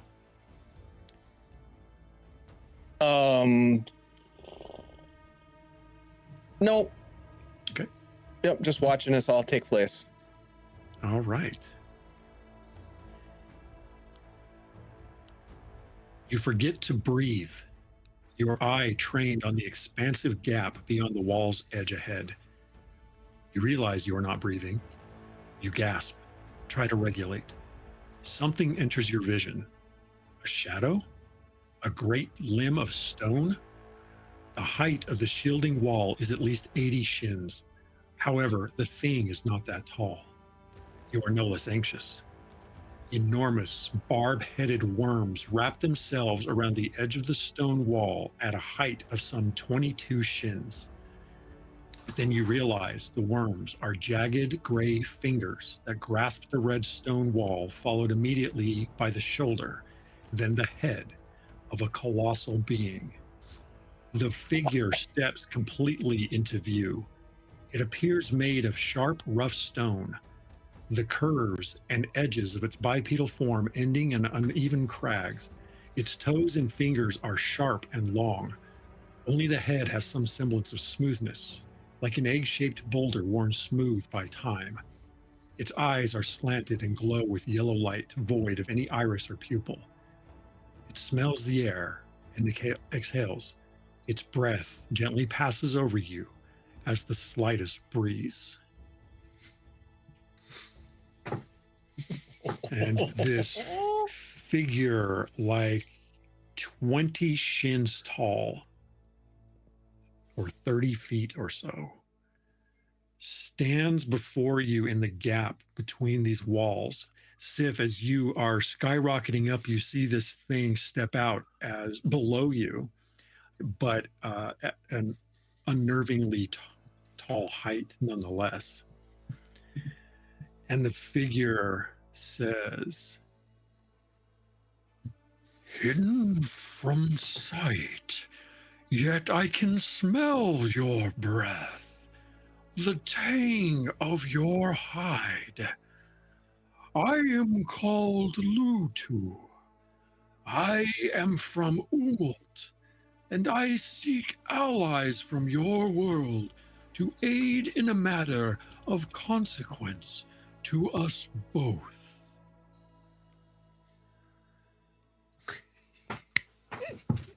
Fellavaai steps forward. I don't. Yeah. I don't want to be crass, but like, there's, yeah. A little poo came out. Just. The I'm a white bird, man. What can I bird do? splotch.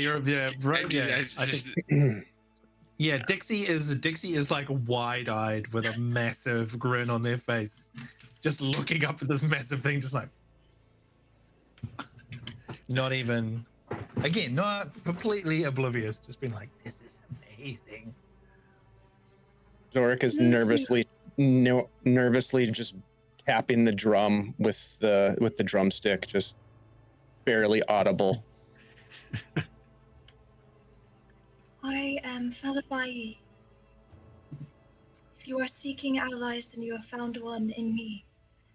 Fellavaai. That is a good name. I am Lutu from Umalt. Are What is you this the wolf voice that you that we heard in the canyons? I have been calling, seeking allies, and my voice has found Fellavaai.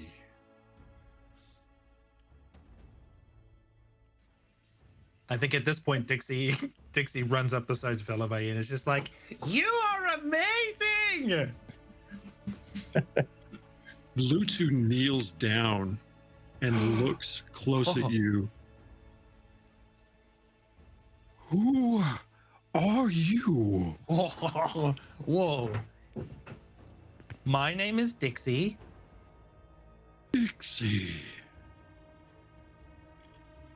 Lutu puts a gigantic hand down next to you.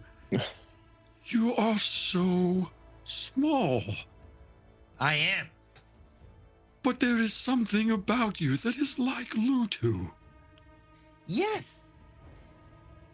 Yeah, what was it, Torek? I think we're cousins. Cousin, Yeah, I am from Umalt. I'm from here. About that. And Umalt stands up again. We are not from where Lutu is from, and you are not where you are from. We are in between.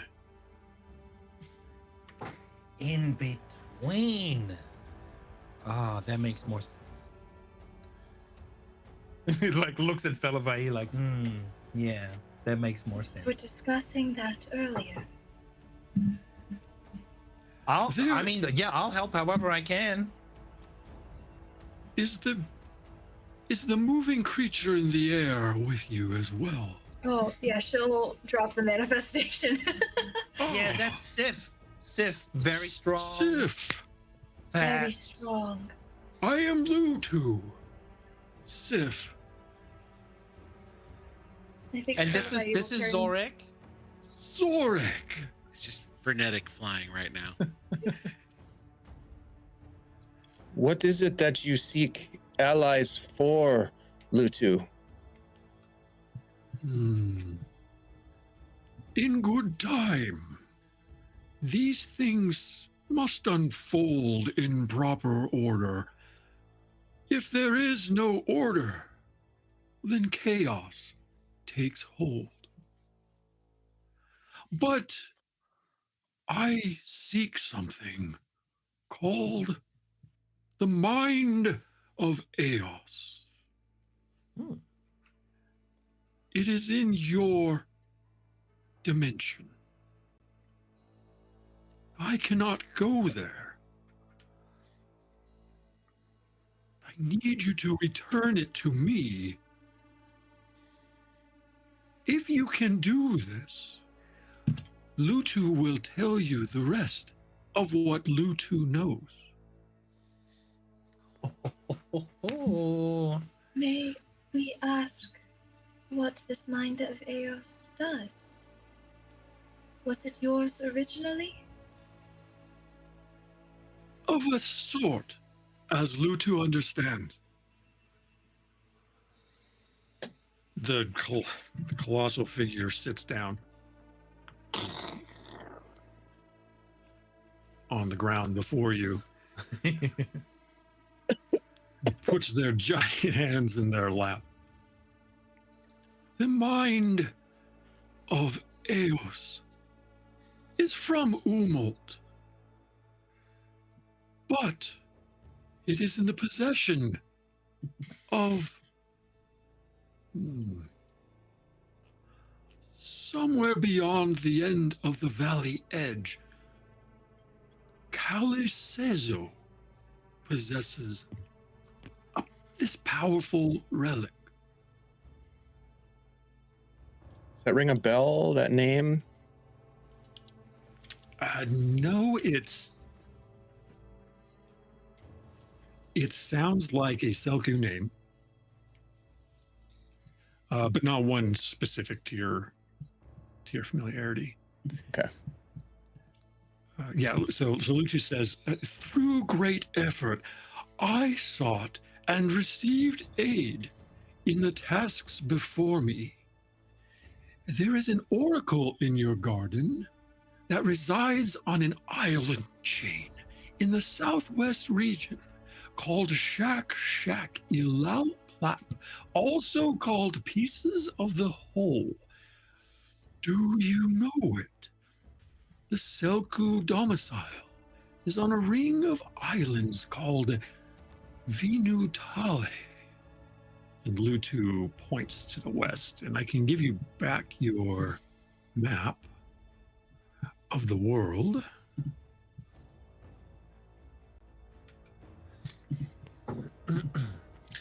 Sif has landed on the top of the wall and is just sort of like jittery, nervously listening, but he's 80 shins up.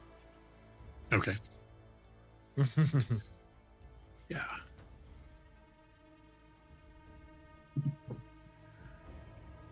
So if you look on the map in Albert, you will see to the west, off the shore of where you are at, actually, Shak Shak Ilal Plap Archipelago. Yep. And Lutu mentions a ring of islands.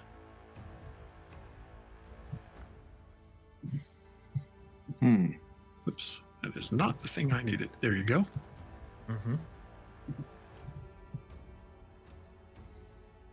That Lutu refers to as Vinutale, which is Old Land Plaque. You recognize that as well.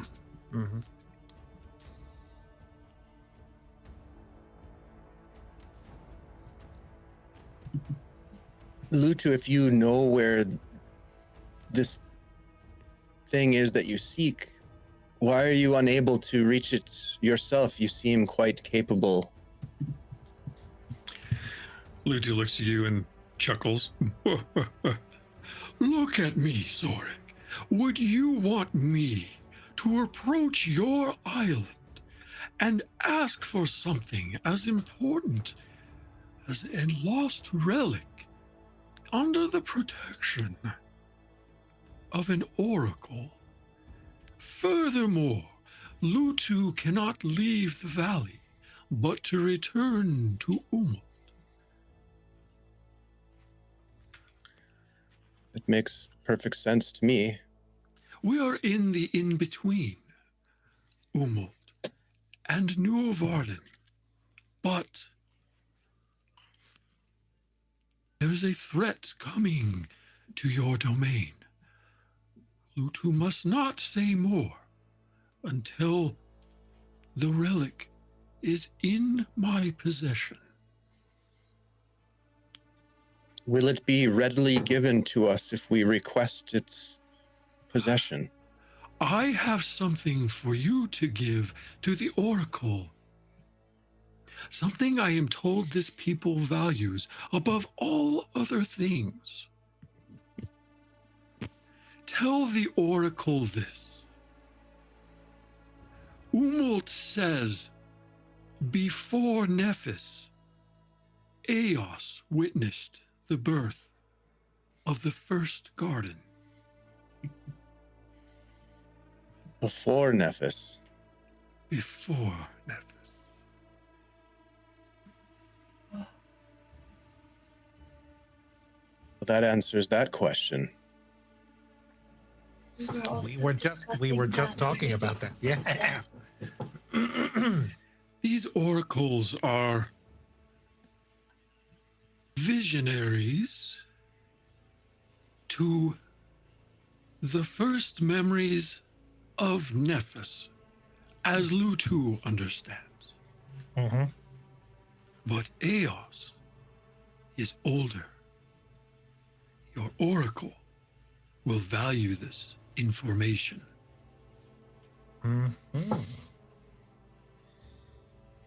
My people and the Selku often share information. I am confident that we will be able to get this relic for you. You may also tell the Oracle that Umult says there is a danger coming,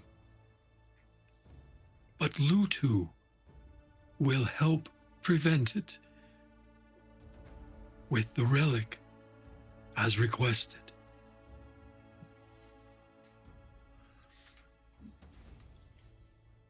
Then we Okay. must be successful in our negotiations with the Oracle. Yes. Seems of great importance to all peoples of the garden.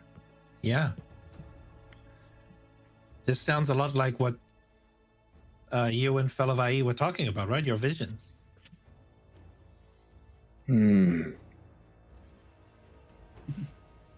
I did see you. I think it was you.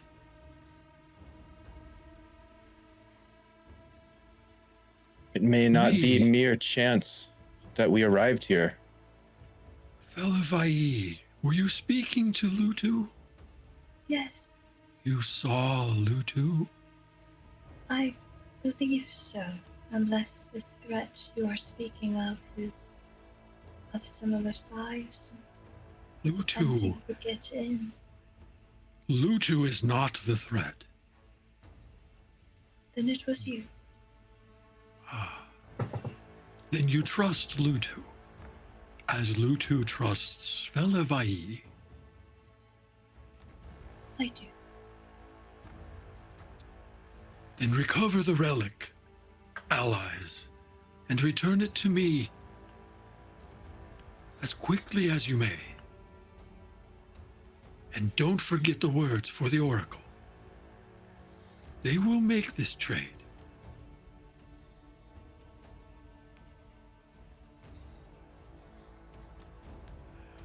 I am glad you have found Lutu, and Lutu has found you.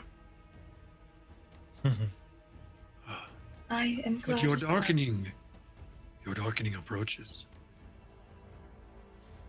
You Yes. should Yes. rest before you travel to the island called Vinutale and find the Oracle.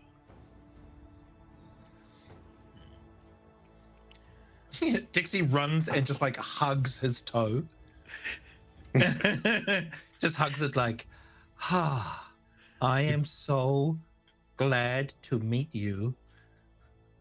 I am fascinated by you, Dixie. You are like Lutu's thought. Yeah. Yeah. Yeah. Yeah. And Dixie is a name that that's the name that some people here gave me. Yeah. It is an Yep. interesting name. Yeah. It is like Lutu. It is short. Yeah. Yeah, my Does full it- name is Broadbolt, but that seems too Broadbolt. Yeah. That's when I appeared, it was there was a lightning storm. And, there was a broad bolt of lightning and there I was. Yes. Yeah. Yes. And it's- Broadbolt, may I call you that? Of Dixie. course you may. I am Lutu. So good to meet you, Lutu. It is good to meet you, Broadbolt Dixie. You are the right allies I have sought. I know it. Excellent. This is the best day. This is the best day. It is a good phase of experience. Lutu will watch over you when your darkening comes. Oh, great. Oh, that's great. Yes. Thank you so much. And then you must travel west and cross the fluid to Vinutale and find Kalisezo. I say so. Okay.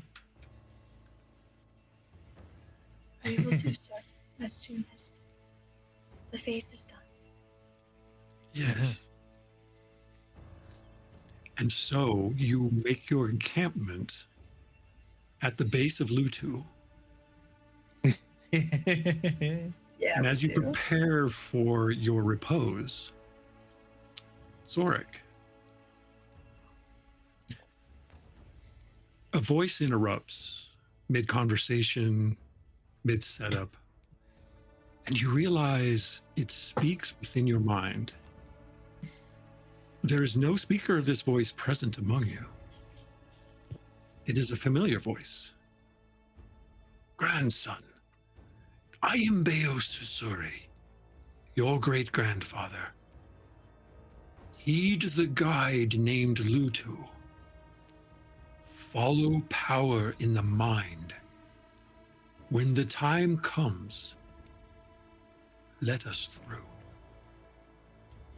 And it fades. Anybody that would look over at Zorik at any point after this would just see eyes wide, just sort of like staring forward, just like.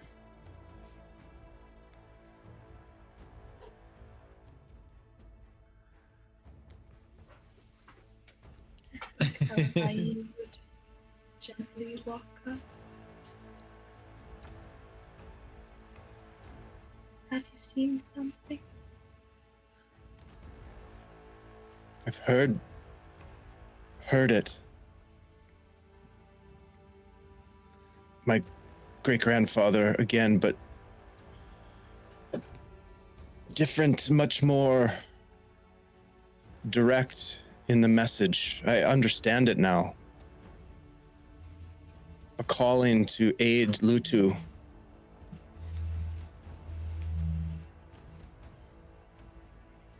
A calling or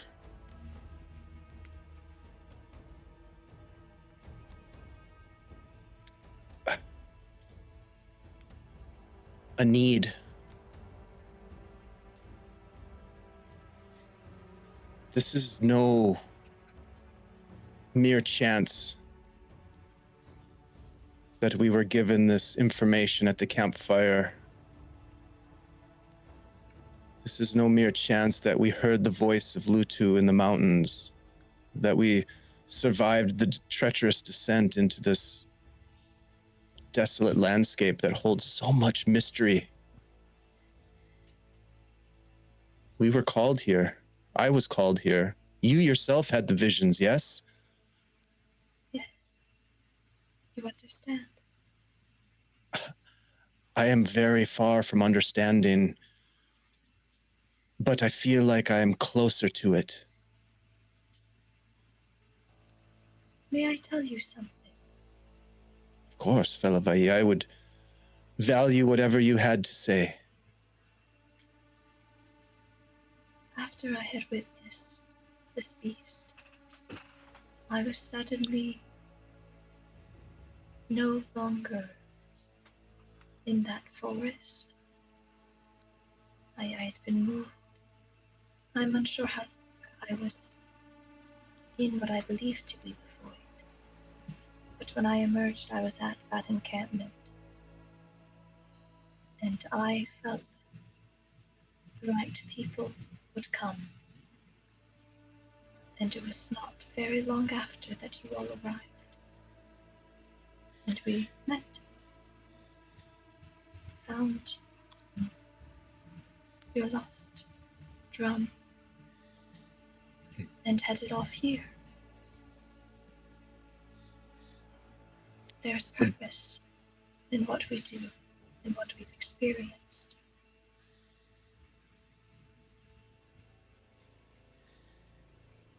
The bonds that we have forged, even in a short period of time together, are great.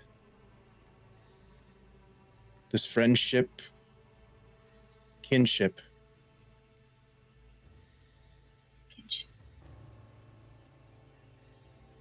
May I embrace you for a moment? I think once again he stares for a little bit trying to figure out what that means. What is embrace? It is a display, a physical display of kinship, of friendship, of love. Yes. Zorik will just slowly put his arms out and just sort of reach around Fellavaai, just very gently, and just sort of pull them close where they can feel their heart beating. Just for a moment, pausing, and then release. I think Fellavaai holds for a little moment more after the release. He's like, Just this- oh, okay. This is an embrace. This is nice. I have embraced one other person. I did not know the word for it. Thank you. And then they'll pull back. Thank you for sharing your vision, for helping me find my drum at the encampment, and for being a good friend to Sif and Dixie and myself, and now Lutu. The giant face looks down at you with yellow eyes.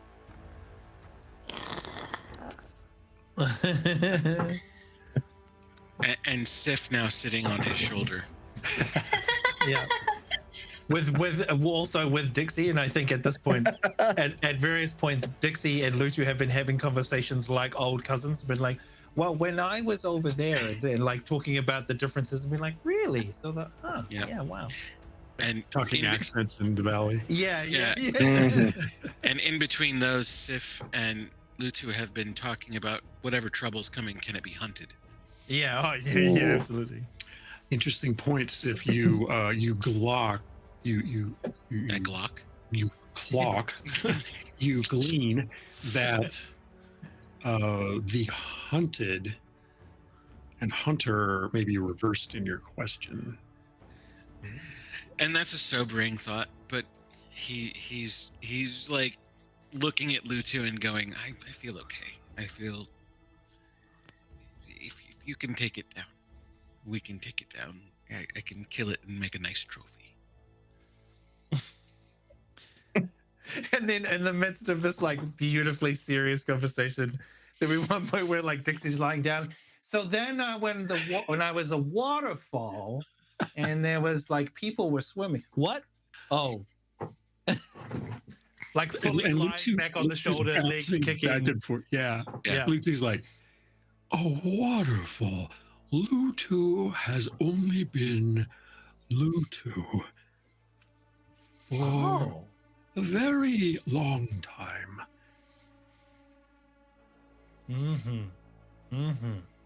But nonetheless, you all get to know each other fairly well, as Zorik and Fellavaai are also making a connection. And I think it's at this point that we will end tonight's session, because you are also evolving to Evolution 2, which will only take a moment.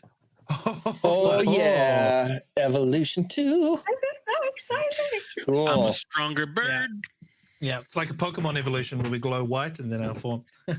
Very cool. Swing.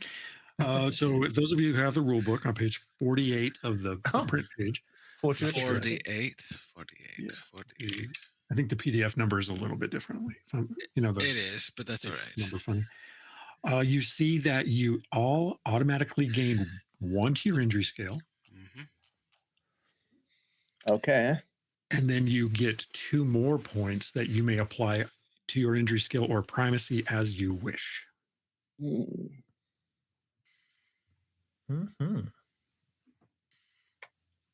most damage that something can do in a round is 4, right?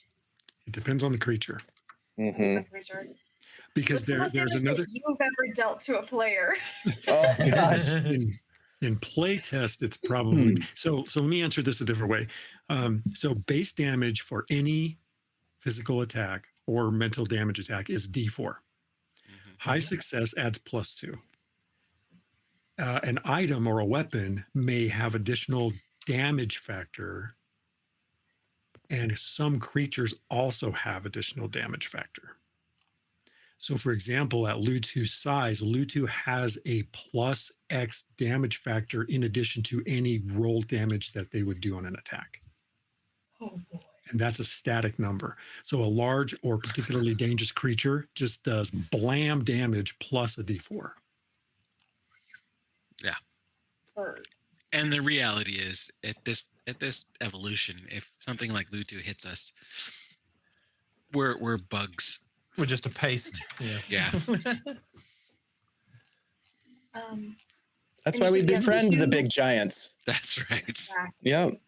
We had 2 points to put were into either injury scale or primacy. Correct. Mhm. You can split them up, or you can put them all in one or all in the other. Because I'm scared. Oh yeah. Because I have fear. Very cool. All right. There we go. Yes. So you have leveled up, or you have evolved, and you have met Lutu, the Colossus. So, to our audience, this has been Nuovarden, and this is a very this came together really nicely. So, well done, players. The narrative unfolded beautifully. The world of Nuovarden, even though it's a crossover between Umult and Nuovarden, Umult is actually a defined dimension within the rulebook. So that is That's something cool. that pre-existed this ever coming up with this story for our series. But I hope you've enjoyed it. And Dave, I'll turn it over to you to prepare outros. Yeah, absolutely. Thank you, Ty. Thank you so much for running this game, bringing this to the channel, and including all of us in this story. This is absolutely fantastic. Nuovarden is so cool, and the characters are so fun to play because it's so different than sort of the normal tropes that we mess around with on a regular basis. So it's fun to step out of that and get into this. So thank you very much, Ty. I'm gonna pop your stuff in the chat. But where can people find you, and where can they learn more about Nuovarden? So everything that I do connects through the website adventuresling.com. The product, the game itself, is very close to being available. It was available in digital form. I've got some little adjustments I need to do to the PDF. It will be back up as soon as possible, and the print the print options to follow. So I would say realistically within about 2 weeks, it should be available for print purchase through DriveThruRPG. And I'm just waiting for those proofs to come in so that I can release the permissions for them to make it available. If you have questions about it, I have a Discord that you can come chat with us about it there, or you can find me on social media, or you can simply email adventuresling@gmail.com. Check out the website. The website also has our Adventure Sling podcast, which is an interview podcast where we talk about cool people doing cool things in the industry and industry adjacent, or the Chronicles of Nephis, which is currently on episode 8, the 9th episode, 0 to 8, of a narrative that is hard for me to get to because it takes a lot of production time and writing things in addition to the other stuff. But Tim and I are both involved in both podcasts. Tim is a voice actor for Chronicles of Nephis and also my co-host on the Adventure Sling podcast, and would love to talk to you. So hit me up if you have questions about it, and I hope you enjoy Nuovarden. Thank you so much, Ty. The link to Adventure Sling is in the chat. Go check it out. You can connect with all of the stuff that Ty just mentioned, the Discord, the podcast, and all the good stuff over there on adventureslang.com. Thank you so much, Ty. Let's jump over to Tim. I am Tim. Yes. All the things I'm doing. Ty mentioned some stuff I'm doing. Doing that. Having a lot of fun. I'm also playing in a one-shot. I don't. Are we streaming, Dave? Saturday? Or is that just a Discord game? I don't remember. The D&D game? Yeah. Yeah, that's a community game in our Discord. So Okay. that's a great segue, Tim. Where we run a bunch of Discord-based community games over in our Discord. So if you want to get involved in that, jump on over and join Tim in playing some games. Yeah, so I'm just playing in a little one shot, and then I will be joining the Greyhawk community in the summer here coming up as well. So, Hell yeah, can't wait. Yeah. Oh, you can also find me sometimes over on Wanderer's Haven too, where we Dave and I just did a one shot battle royale. But I play over there occasionally too. Awesome, Tim. You're a blast to play with. So if any of y'all ever get a chance to play with Tim, take that opportunity, because it's very fun. Yeah, I have to do it once or twice a week. Yeah, Ty's, well, yeah, you have to do it. Ty's sick of me at this point. Yeah, right. But we're not, Tim. So there's always a spot for you at the table for sure.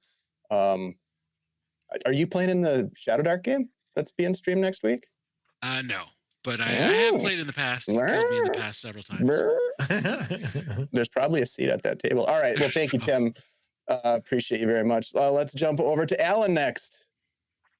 Hi, it's me, Alan Henry. I'm a thoroughly strange person. This has been super fun. It's such a great time playing these games. Last week I bought the PDF version of Nuovarden, and I'm reading through it, and it's super, super cool. I'm all over the place. I do a lot of performance capture acting. I was Malgosha in the Minecraft movie. I was King Kong and the Scar King. I was the Cocaine Bear. I've done a lot of stuff. And also I play a lot of TTRPGs here with Guild Superior, as well as with Raceless Barbarian and with Fellavaai, and a bunch of things. So I love it. I'm a big nerd, and I'm having such a blast playing this game and discovering this thing, and I love it. Dixie's You're doing really a great job with Dixie, by the way. Yeah, here. I did want to add my cast, especially the new cast members, Alan and Rachel.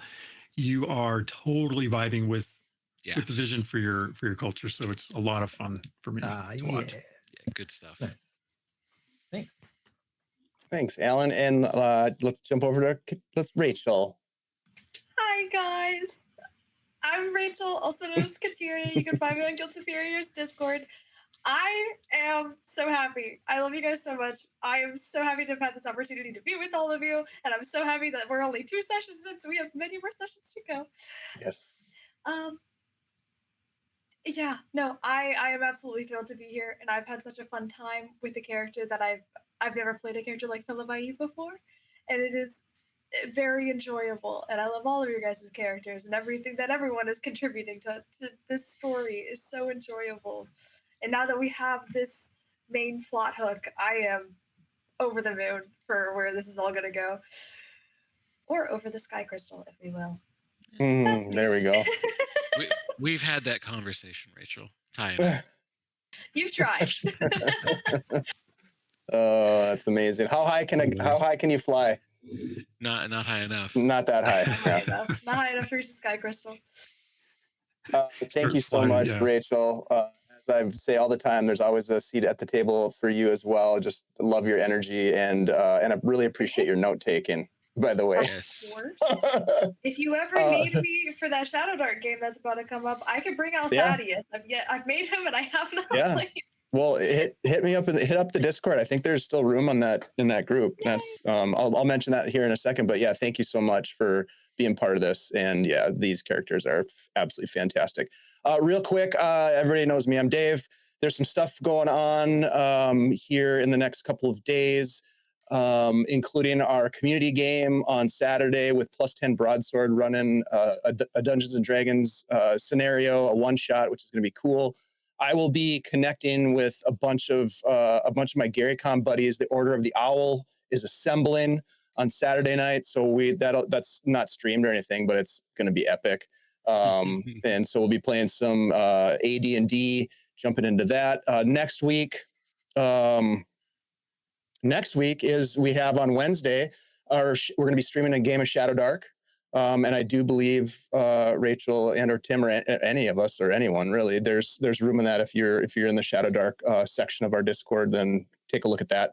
That's Wednesday night, and we'll be back here on Thursday to dive back into this. And then on Friday, I'm going to play in a one shot over at Wanderer's Haven. It's a Monster Truckers.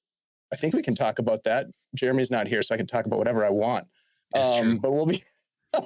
Sorry if I let the cat out of the bag, but I'm very excited. I think I'm playing a mummy who drives a big rig. So A sarcophagus monster Grave digger. truck. It's called grave digger. something like that. Yeah. So just a lot of Called goofy under shit wraps. going on, you guys. Like this is the best. There's just Sorry, I may have missed the ridiculousness every night. start of that segment. Are you playing Wacky Races? Is that what's happening? It's going to be wacky. I know that. Yeah, Wacky Races. Yeah. No, it's an indie TTRPG. I don't know all of the details, but I'll have more detail next week on what we can talk about, because I think it's like pre crowdsource material. Gotcha. So or part But of the crowdsource. Alan does bring up a good point. We need a Wacky Racers TTRPG. We do. Surely one. Probably. No, actually, no. There's Wacky gotta be. Races TTRP doesn't There's exist. got to be one. Jules, who was in our Scum and Villainy game, she ran a Wacky Races flavored D&D game. Where with Penelope Pitstop and Peter Perfect and the Arkansas Chuggabug and the Gloom Machine and all that, it was so good. It was so good. But yes, Wacky Races TTRPG, why not, right? Somebody write it. Somebody get I've out there and already write got the that. twirly mustache. I just Yes, need the you top do. hat and a dog. Write that down. Yeah. Dun, dun, dun, dun, dun. All right, you guys, thank you so much. Go to adventureslang.com and figure it out. There's good stuff over there. We're going to raid into the folks over at the Red Hair Inn. Looks like they are getting into some fun Fabula Ultima. And so let's go ahead and give them some good old-fashioned Guild Superior love when you jump in there. And we will see you next time. So thanks for being here. We really appreciate it. And we can't wait to see you again soon. Jump into the Discord and hang out with us if you want to do that. Okay, bye. Bye.